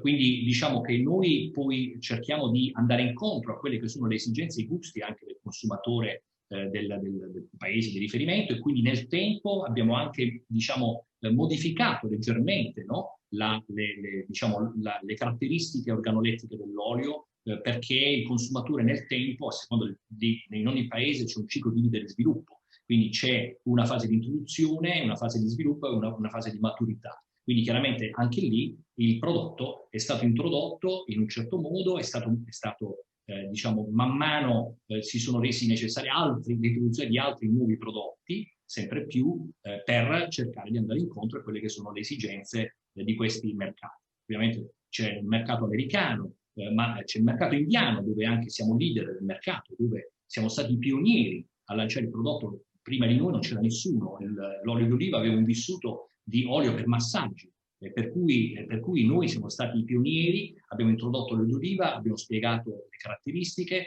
e quello è stato un grande lavoro che è stato fatto in un paese comunque enorme, in un paese con peculiarità, soprattutto hanno un'attenzione per la loro cucina, no? Perché ci sono determinati paesi, non per esempio gli Stati Uniti, non hanno una propria espressione culinaria famosa, ma ci sono altri paesi come appunto sopra il citato Giappone, ma anche la Cina e anche l'India, che hanno una loro peculiarità, una loro cucina, e sono orgogliosi della loro cucina, per cui noi siamo entrati sempre in punta di piedi, perché non dobbiamo invadere con il nostro prodotto, dobbiamo spiegare che il nostro prodotto ha delle determinate valenze, dobbiamo spiegare come utilizzarlo, e anche utilizzarlo, cercare di introdurlo anche nella loro cucina senza coprire i gusti.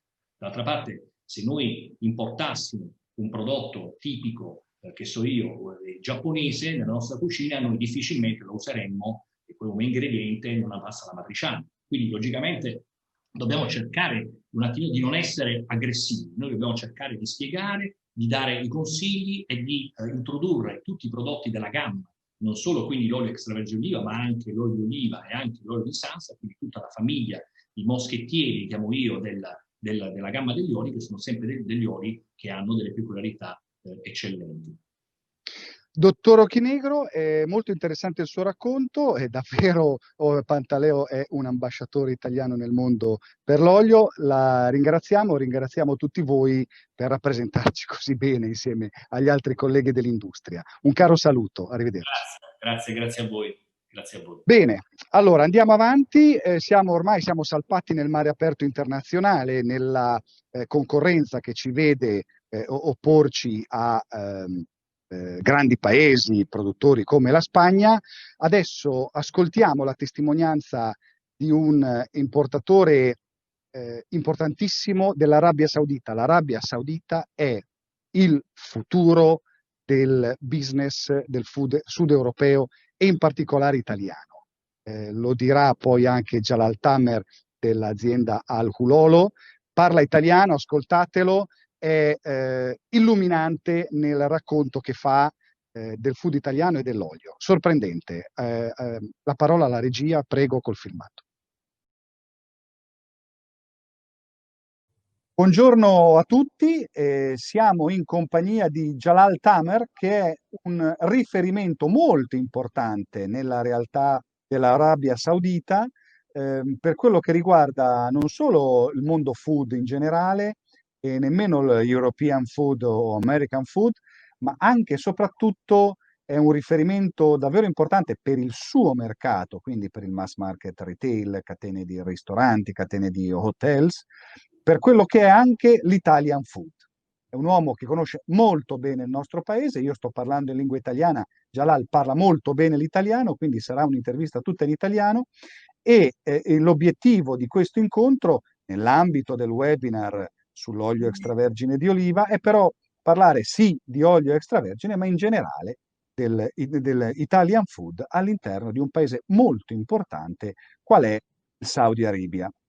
Jalal, benvenuto a Cibus Lab e a questo speciale webinar sull'olio extravergine. Buongiorno a voi e buongiorno per tutti i presenti. Mi fa molto piacere di essere al Cibus Tech e sono molto lieto di essere un ospite per parlare del mercato dell'Arabia Saudita. Ebbene, esatto. Allora, la prima domanda che ti faccio riguarda il tuo paese. Insomma, è un paese di giovani, l'Arabia Saudita, è un paese di giovani che viaggiano molto. Questa può essere una delle ragioni della grande evoluzione della gastronomia nel tuo paese? Certo, il paese è 70% minorenni, noi siamo la seconda generazione nell'Arabia Saudita e sono gente che partono molto fuori dall'Arabia Saudita, che sono in tutto il mondo. Più abbiamo di 950.000 studenti in tutto il mondo e questo fa una nuova rivoluzione per l'astronomia del cibo al nostro paese e dell'attitudine e vedono tutto che c'è al mondo e vengono qui e fanno la stessa cosa. Abbiamo aperto anche il turismo, che adesso il visto è diventato aperto e ci sono milioni di persone che vogliono venire all'Arabia Saudita. 2 ragioni. La prima ragione per venire all'Arabia Saudita sono perché abbiamo i moschi, Holy Mosque, per pregare. Certo. Questi qui che fanno un grande volume, che Certo. sono più di 1 miliardo di musulmani al mondo, e tutti vogliono venire all'Arabia Saudita. Vuol dire l'Arabia Saudita in 5 anni, 6 anni sarà uno dei più grandi paesi turistico al mondo, che riceve pellegrinaggi, più visitatori per la moschea, più turisti per il paese. Il paese è molto grande. Senti, e in questo contesto veramente interessante, l'Italian food ha un ruolo che sta crescendo assieme a questa evoluzione del paese? Certamente, il Italian food prima di tutto è un food mediterraneo e noi siamo molto mediterranei, gente di Mediterraneo, abbiamo la stessa traduzione nel cibo. Per esempio, in Arabia Saudita il nostro primo è sempre il riso, il secondo è immediatamente la pasta. Vuol dire tu parli di un sapore italiano, arabo, mediterraneo. E ascolta, e tu vedendo questa grande evoluzione tanti anni fa, l'hai capita prima di tanti altri e oggi tu sei la principale connessione tra il nostro mondo e il tuo paese, quindi la tua azienda è un punto di riferimento importante per l'Italian food. Sì, noi siamo i più grandi importatori di prodotti italiani che non entrano nel prodotto normale, entrano nel prodotto gourmet. Sempre portiamo prodotti molto di qualità, prodotti congelati, prodotti freschi, abbiamo in 9 mesi abbiamo fatto entrare nuovi prodotti italiani nel mercato di Arabia Saudita, 9 aziende italiane che sono entrati in questi 9 mesi. Vuol dire ogni mese un'azienda. Sono tante. Anche perché il vostro paese non è così facile far entrare un'azienda, ci sono delle regole. Certamente, abbiamo una regolazione molto complicata, specialmente per l'alcolic, prodotti alcolici e i prodotti di halal, certo, che non entrano completamente. Queste cose sono molto complicate perché ci sono prodotti che entrano nella cucina, nell'astronomia del cibo, entra il vino.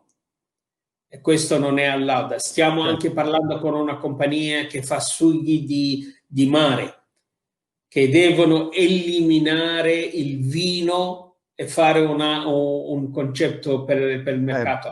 Quindi tu fai anche da consulente alle aziende per ottimizzare le ricette e per penetrare in maniera precisa nel tuo paese. Certo, e questo qui ci dà sempre, per questo io ho realizzato che per entrare al nostro mercato le aziende italiane hanno bisogno di aiuto. Io non ero un commerciante solo che compra e va, no. Io mi sono anche involvato a aiutare le aziende italiane a fare la traduzione per loro, dall'istruzione come devono fare. Abbiamo il nostro logistico in Italia, abbiamo creato, perché il logistico in Italia è molto complicato, moltissimo complicato. Non è complicato loro che l'hanno messo complicato. Per questo abbiamo fatto il nostro logistico e per questo abbiamo aperto. Quando c'è un aiuto dal fornitore e l'importatore, una collaborazione, questo qui ti dà un'attività di spingere i tuoi prodotti. Senti,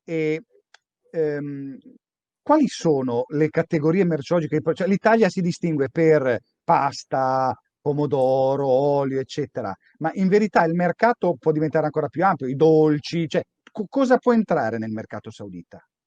Tutto può entrare nel mercato saudita perché noi siamo lo stesso Mediterraneo, siamo lupini, per esempio i lupini. Io importo lupini dall'Italia, i lupini che entrano, è una cosa, legume, ma c'è il mercato, c'è da questo qui fino alla categoria di olio aromatizzato. Ma infatti adesso ti volevo fare una domanda già, relativamente all'olio extravergine, che è il tema di questo webinar. C'è davvero mercato di olio extravergine in Arabia Saudita e sta crescendo? C'è un grande mercato perché stanno diversificando in Saudi Arabia adesso la comunità si sta diversificando dal migliore al migliore. Gente sempre va a comprare olio aromatizzato, olio di vergine di oliva, olio sfruttato e vanno in tutte categorie, ma però il mercato dell'olio da noi è molto aperto. Importiamo da Spagna, importiamo da Grecia, importiamo da Libano, importiamo dai turchi, importiamo dalla Giordania, importiamo anche di palestinesi. Certo, e l'olio extravergine italiano, tu hai fatto un panorama molto chiaro di produttori, grandi produttori e produttori in ascesa nell'ambito dell'olio extravergine. Qual è allora il ruolo dell'olio italiano nell'insieme di quelli che tu hai citato e quindi nell'insieme della categoria? Non è molto espandibile. Non è molto spandibile perché è molto limitato un pochettino, perché non c'è l'aiuto che possono fare una competizione con i francesi, fanno competizione con gli spagnoli, specialmente i greci. I greci adesso stanno diventando molto attrattivi, hanno un aiuto dal governo, il governo sta a spingerli per fare export in tutto il mondo, li sta aiutando. Per questo gli italiani se non hanno un buon distributore non possono fare niente, ma però come olio, se parliamo di un prodotto olio oliva, è molto apprezzato l'italiano in questo paese perché è da 70 anni che il primo olio arrivato in Arabia Saudita era olio di Sasso e era conosciuto per 30 anni, olio oliva Sasso. Tutti i sauditi compravano Sasso.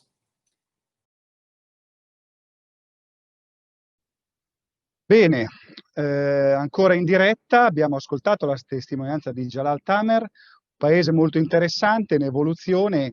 Si capisce che laddove i territori sono vergini, soprattutto in regioni del mondo che toccano il bacino del Mediterraneo, ovviamente gli interessi all'acquisto anche a paesi, a noi concorrenti ci sono tutti.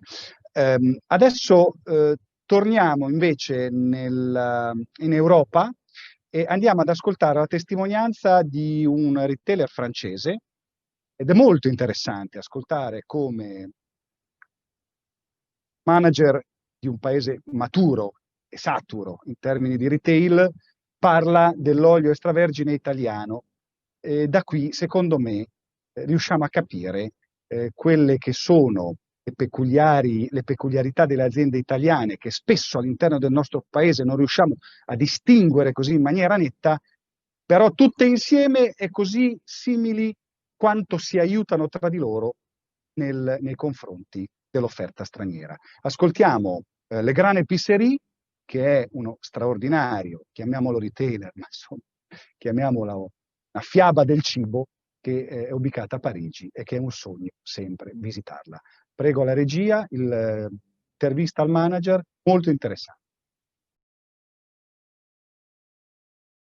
Proseguiamo il nostro webinar con una presenza molto interessante, un manager francese, si chiama Laurent Trégarot. Bienvenue to the Merci beaucoup. webinar. Merci beaucoup. Allora, Laurent Trégarot è un manager delle Grande Épicerie. Le Grande Épicerie è una favola del cibo internazionale, francese, ma non solo francese, italiano molto, e in generale tutto ciò che di bello esprime il cibo nel mondo, alle Grande Épicerie a Parigi si può trovare. Oggi parliamo di olio di oliva e io ero molto curioso, in quanto sono molto contento di avere qua Laurent, e la prima domanda che gli faccio è la seguente. La Francia si trova a metà strada praticamente tra Italia e Spagna, che sono i due più grandi produttori di olio extravergine di oliva. Quali sono le differenze che il vostro consumatore incontra tra questi due?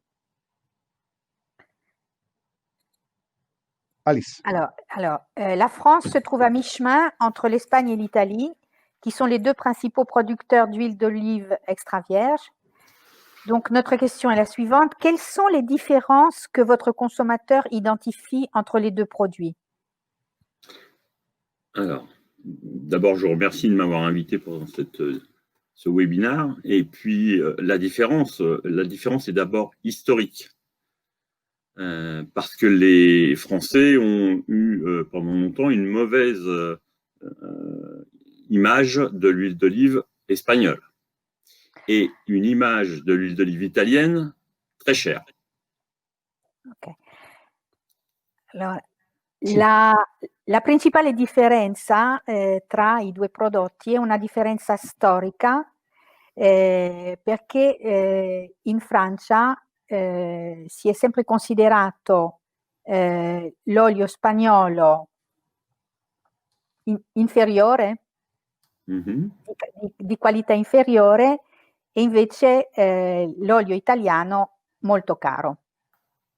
Ok, ma quando dice caro intende caro anche quindi di qualità? Quand vous dites cher, vous entendez, vous... Non, ce que je veux dire, c'est que... qualité de l'huile? Non, ce que je veux dire, c'est que la perception du consommateur français, c'est celle-là. C'est-à-dire que l'Espagne, c'est plutôt voilà, la grosse industrie, et l'italienne est plutôt une huile de meilleure qualité et beaucoup plus chère. Mais ce qui n'est pas, évidemment, ce qui n'est pas vrai.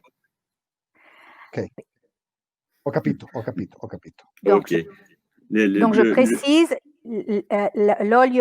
l'olio spagnolo è considerata un olio industriale, tra virgolette, mentre il prodotto italiano viene considerato molto più sofisticato. Voilà. Mais on sait très bien que ce n'est pas vrai. On sait aussi que les Espagnols ont fait beaucoup de progrès et que les Italiens sont toujours aussi forts et intéressants dans ce qu'ils produisent. Donc voilà, et aujourd'hui la France s'en mêle aussi puisqu'elle produit aussi une huile d'olive de qualité. Ok, questo a priori francese sappiamo benissimo che non è vero, perché gli spagnoli negli anni hanno fatto un prodotto veramente valido, e che comunque il prodotto italiano è estremamente interessante, e anche la Francia ha cominciato a produrre olio extravergine di qualità. Bene, Le Grande Épicerie rappresenta la bellezza della gastronomia francese e mondiale. In generale, quindi uscendo dal territorio dell'olio, la produzione italiana che ruolo assume nella vostra offerta? Alors, la Grande Épicerie représente l'excellence des produits gastronomiques français et internationaux. où se situe l'Italie dans votre gamme? L'Italie, c'est tout de suite derrière la gastronomie française. C'est quasiment égalité avec la gastronomie française. L'Italie à la grande épicerie, c'est un rayon incontournable. Ça va des pastas en passant par l'huile, en passant par les panettone, en passant par... Voilà, tout ce qu'on peut trouver comme spécialité d'épicerie fine italienne a de grandes chances de fonctionner à la grande épicerie. Les Français sont des vrais amateurs de la gastronomie italienne. Allora, i francesi sono veri stimatori e consumatori di prodotti alimentari italiani, quindi nella grande épicerie tutto quello che è italiano, dalla pasta all'olio, al panettone, alle specialità regionali, è estremamente, ha grande probabilità di successo presso i consumatori dell'insegna. Ok, e quali sono, nell'ambito, tornando all'olio extravergine di oliva, il prezzo è un driver di scelta importante sia per il consumatore francese sia per il consumatore dentro le grandi épicerie? J'ai presque compris, mais j'attends votre précision. Non, alors, le prix de l'huile d'olive, le prix du produit, est-ce qu'il est déterminant dans l'achat? Oui, alors, si j'ai bien compris, il y a le prix déterminant par rapport aux consommateurs classiques et puis par rapport aux consommateurs français. Alors, ce que je peux dire, c'est que le prix est important, mais que à la grande épicerie, c'est d'abord la qualité du produit. Les gens sont capables de dépenser de l'argent plus que ce qu'ils auraient prévu si on leur raconte une histoire et si la qualité, la promesse du produit est tenue et que c'est bon. Donc ça, c'est vraiment, ça fait partie de l'histoire de la grande épicerie. On vend des bons produits avec une vraie histoire. Et pour le coup, l'huile d'olive italienne, comme les produits italiens, sont sujets à ça. C'est-à-dire qu'on a plein d'histoires et on a plein de bons produits. Allora, il prezzo naturalmente è importante in generale per il consumatore, ma il consumatore della grande épicerie, quando viene da noi, è pronto a spendere sul prodotto pur che il prodotto abbia una storia, si fida evidentemente dell'insegna e il prezzo non è proprio decisivo nell'acquisto. Il consumatore è preparato a pagare il prezzo se ha la certezza che la qualità e la storia del prodotto non lo deluderanno. Et je rajouterai, la présentation du produit est aussi importante, notamment à la grande épicerie de Paris qui présente des belles choses. Ecco, anche il packaging, la bottiglia, la presentazione è fondamentale ed è un driver di scelta importante per il consumatore della grande épicerie. Interessante. Un'ultima domanda, quali sono le caratteristiche che deve avere un produttore italiano generale per diventare fornitore delle grandi épicerie? Ah, c'est très simple, c'est une réponse assez simple. Un bon produit, un beau produit, et éventuellement un produit AOP ou un produit bio ou un produit, voilà. Et la petite histoire qui va avec, qui entoure tout ça et qui fait que ça sera un produit qui sera plébiscité par nos clients. Allora, la condizione fondamentale per diventare fornitore della grande épicerie è presentare un prodotto di qualità. Questa è la prima cosa. La seconda cosa, un prodotto di grande qualità. Terzo fattore, un prodotto bello e un prodotto che racconti una storia. Voilà. Et qui a des garanties de production, enfin, tout ce qui existe aujourd'hui, tout ce qui arrive aujourd'hui, c'est aussi utiliser les bons produits, avoir des produits bio, avoir des produits sans pesticides, voilà. Tout ça, ça intéresse beaucoup le consommateur français qui commence à regarder ce qui compose un produit. Ecco, un altro fattore importante è il DOP, l'origine, la filiera, la tracciabilità dell'olio. Il consumatore francese si sta culturalmente comincia ad essere preparato sull'origine del prodotto e la qualità proprio su tutta la filiera. Parfait. À partir du moment où il a tout ça, il est capable, justement, vous parliez prix tout à l'heure, il est capable de mettre un prix plus élevé parce qu'il aura tous ces éléments-là. Ecco, se il consumatore è certo di avere un prodotto che corrisponde alle sue attese di genuinità e è pronto a spendere. Merci beaucoup for De rien, avec plaisir. Au revoir.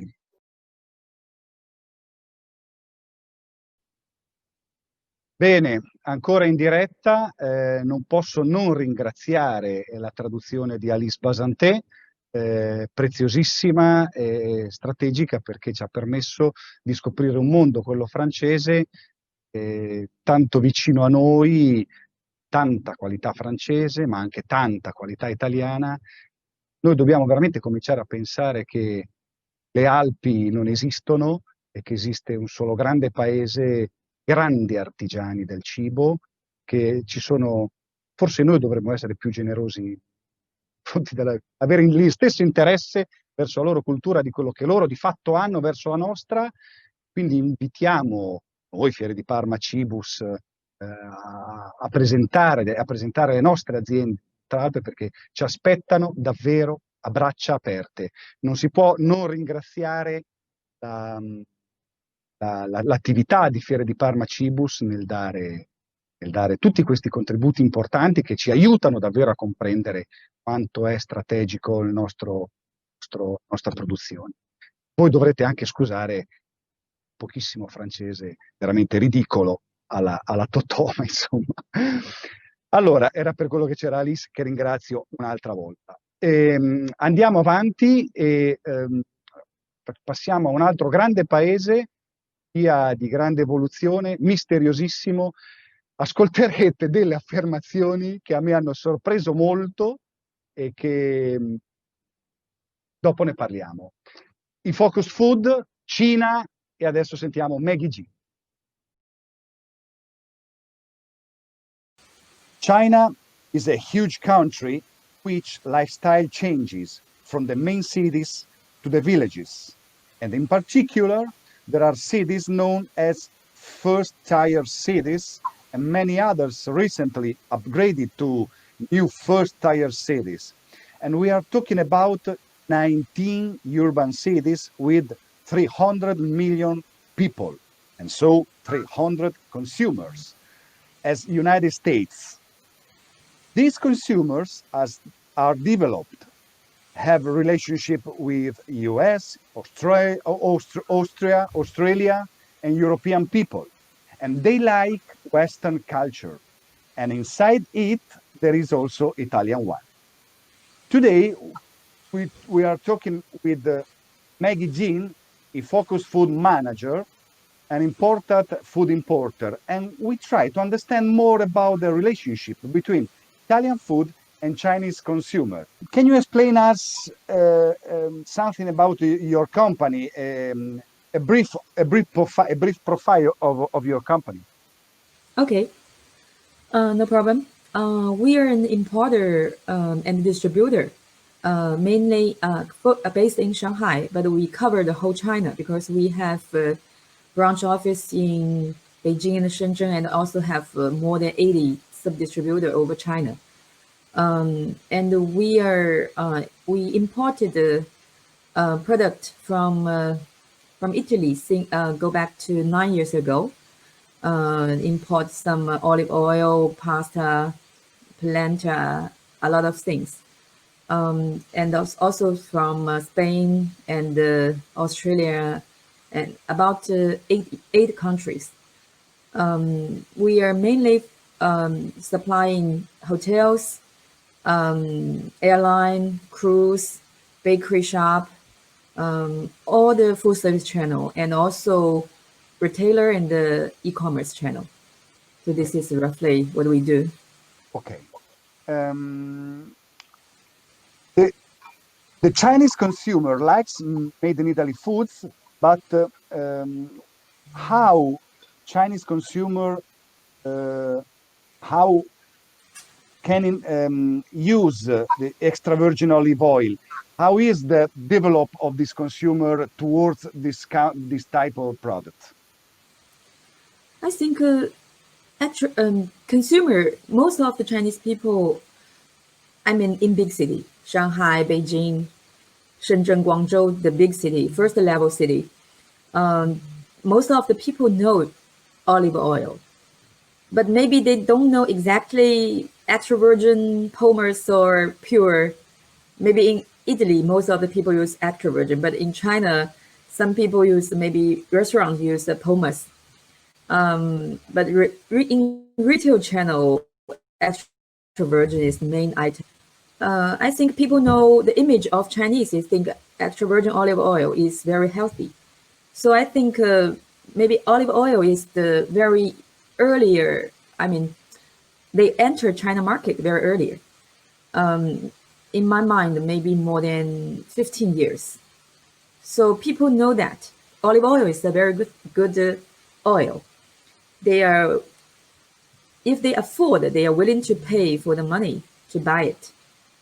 But the brand is a lot. From Italy, and also Chinese company buy the oil from Mediterranean country and bottled in China. We see a lot of very big brand. I mean, portion. I mean, the sales market share is very high. Some brand like Weilan, Olivier, and another is the Ping File. One is from they all made Ping Leaf. They are imported from Spain, and the other one, Weilan, is made in China, bottled in China. So their volume is quite big. A question. Consumers and also traders understand the difference between Italian extra virgin olive oil and the others one? Not very well, I think. Not very well. I think they have very good image about extra virgin olive oil from Italy. But when they go to supermarket, maybe they will not so sensitive with the country. Usually they will see the front label, extra virgin oil. When they see the price, because some Spanish one is maybe cheaper. And I think they don't know exactly what's the difference. Okay. Usually, and another thing is the taste. Usually Spanish oil is more maybe mild. Italian is more strong. But for Chinese people, maybe at the first beginning, they will more easily to choose some mild one. Then so this is, but this is not the. I think usually they will see the bottle price. This is more important. Okay, so marketing is the main driver. Is marketing. Yeah. Okay, wonderful. Maggie, thank you so much for your testimony. Bene, torniamo in diretta e che dire, paese enorme, 1.400.000.000 di persone, di trasformazione. Lei parla di tantissimo tempo ed erano 13-14 anni fa, per loro è tantissimo tempo, segno del fatto che noi che siamo centenari probabilmente il tempo abbiamo perso la cognizione e che dire, imbottigliano l'olio, game set match mi verrebbe, ragazzi, è incredibile. Bene, è un grande paese, abbiamo tanto da fare noi, dobbiamo lavorare perché di spazio ne abbiamo ancora. L'ultima testimonianza è una testimonianza di due ragazze italiane che appartengono a un'organizzazione nata in Inghilterra di Hong Kong e loro sono ubicate a Singapore. Singapore è un posto straordinario dove i consumi sono straordinari, ma veramente straordinari. e dove vale veramente la pena per le aziende italiane esportare, perché a parte le restrizioni legislative che si vanno pian piano allentando, c'è un mercato aperto come capita in pochi altri paesi al mondo. Queste due ragazze italiane che lavorano per questa azienda di Hong Kong che si chiama Classic Fine Foods,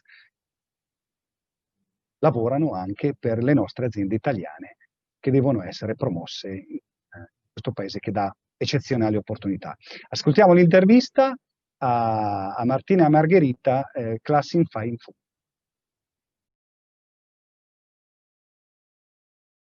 Adesso abbiamo due ospiti molto gradite che appartengono a un'organizzazione nata in UK, però oggi ubicata come headquarter a Hong Kong.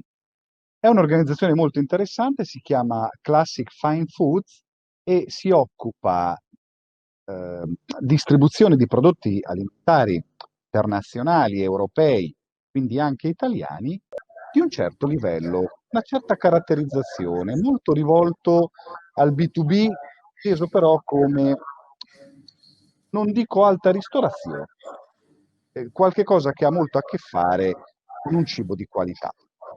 Questo concetto, questa azienda l'ha saputo espandere negli hub che sono tipici del mondo inglese, ovvero Dubai, che gli Emirati Arabi, e poi Singapore e di conseguenza macchia su tutta l'Asia.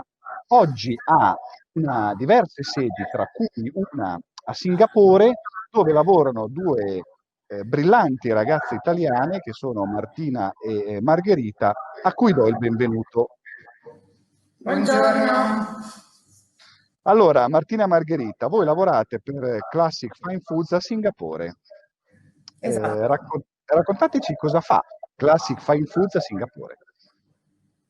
Classic Fine Food è un supplier di prodotti europei. Abbiamo due sezioni, una si occupa di food service e quindi ha tutta la catena Horeca, quella che in italiano definiamo Horeca, e si occupa anche di retail e quindi di essere presenti con prodotti europei in supermercati, ipermercati e online.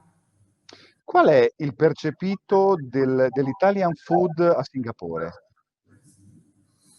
Il prodotto italiano di ristorazione è presente in città da diversi decenni, ma nell'ultimo periodo c'è stata un'accelerazione e anche un'educazione da parte degli chef e dei ristoratori in modo da creare una coscienza e una conoscenza più profonda da parte del singaporeano nei confronti dei veri prodotti italiani, quindi è anche grazie agli chef che possiamo dire che alcuni dei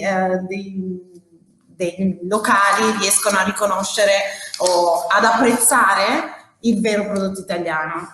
L'azienda come forma il processo decisionale di acquisto?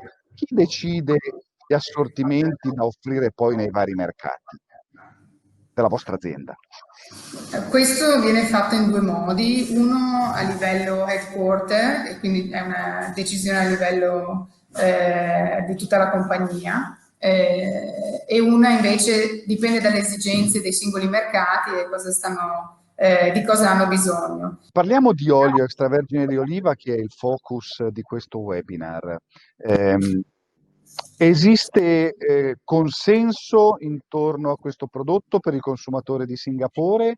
E poi, domanda immediatamente successiva, riusciamo noi italiani, la nostra offerta, a distinguerci rispetto a oli di diversi altri paesi?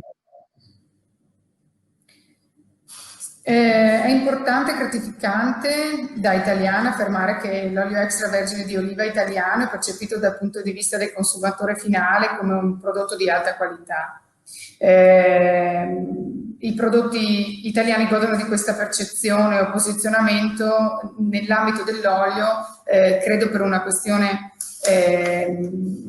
di buon marketing che c'è stato fin dall'inizio e quindi percepito l'olio italiano ad un certo livello comparato con oli magari con altri oli europei che sono percepiti in maniera un po' meno elevata, se così possiamo dire. Sì, meno distintiva, meno qualitativa.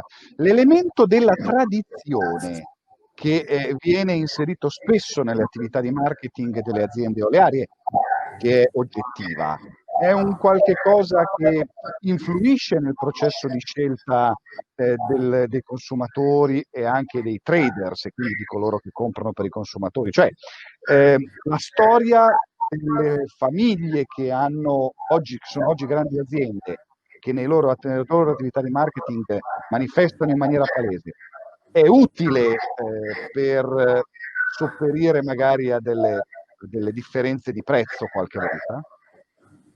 Lo storytelling è importantissimo, sia a livello di retail sia a livello di food service. Per il food service, magari Martina per il food service, allora, ci sono due elementi, nel senso che la tradizione e il produttore, la storia con il produttore è molto importante, perché lo chef innanzitutto è una persona umana e ha delle preferenze anche solo perché magari il produttore o la produzione o un marchio in particolare lo colpisce maggiormente, e quindi c'è chef Mario che usa solo XY perché sono convinto che questo signore fa le cose come si devono. Quindi è molto importante anche sapere qual è la storia di un marchio e qual è la tradizione. E un'altra cosa che ci differenzia dagli altri è che in Italia possiamo godere di una quantità di cultivar che è incomparabile con altri paesi del sud Europa, del Mediterraneo e actually del mondo.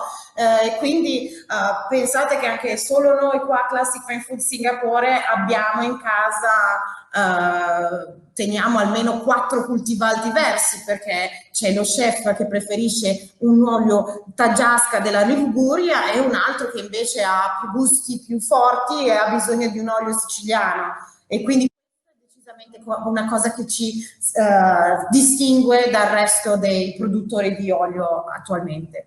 Sentite, un produttore italiano di olio, ma non solo di olio, che cosa deve fare se si volesse presentare alle porte di Classic Fine Foods per proporsi come prodotto da inserire nell'assortimento a livello internazionale?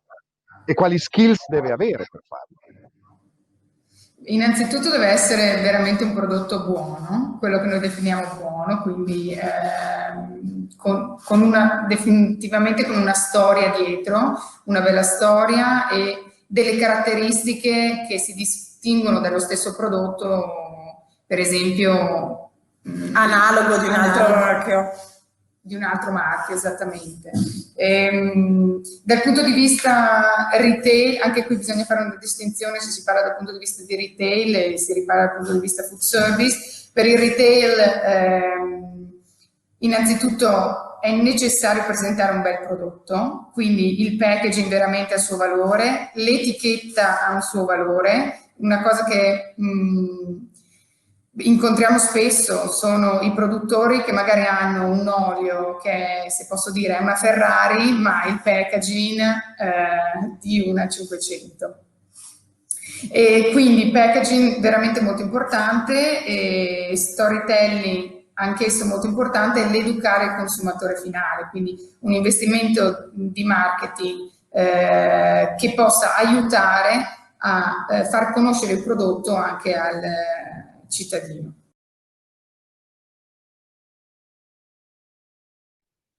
Bene, siamo di nuovo in diretta, siamo alle conclusioni. Io ringrazio tutti gli ascoltatori, i videoascoltatori, sono ancora veramente tantissimi.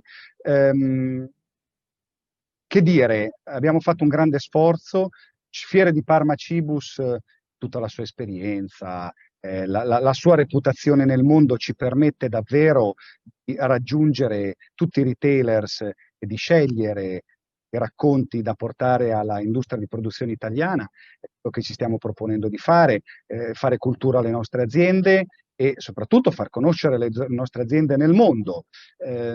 Fiere di Parma ha una lunga storia una lunga reputazione che riesce a mettere a moneta per voi, per le aziende di produzione, e stiamo cercando di realizzarlo facendo dei contenuti che siano dinamici, che facciano cultura, ma facciano cultura anche nel panorama distributivo nazionale. Noi siamo un grande paese, esistono fior di aziende del retail che lavorano in maniera impeccabile, periodo non semplice.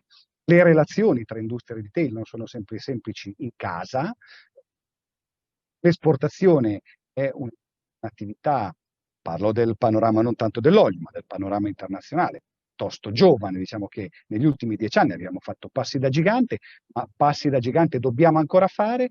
L'obiettivo di Cibus, noi di GDO News, che siamo invece più focalizzati nella cultura del mercato nazionale retail, è proprio quella di portare conoscenza delle vostre grandi, straordinarie attività di produzione industriale al retailer nazionale e internazionale. Speriamo di farlo nella miglior maniera, ci stiamo provando, il format ormai è questo, ne faremo altre 10 di puntate nel 2021, il format, lo ripeto, non si allontanerà dalla lingua italiana e dall'intervista in inglese, verrà poi tutto portato su YouTube, sottotitolato in un inglese decisamente buono, in modo da poi trasferire a tutta la mailing list di Cibus, migliaia di indirizzi, tutto ciò che l'industria di produzione fa e racconta attraverso la piattaforma Cibus Lab.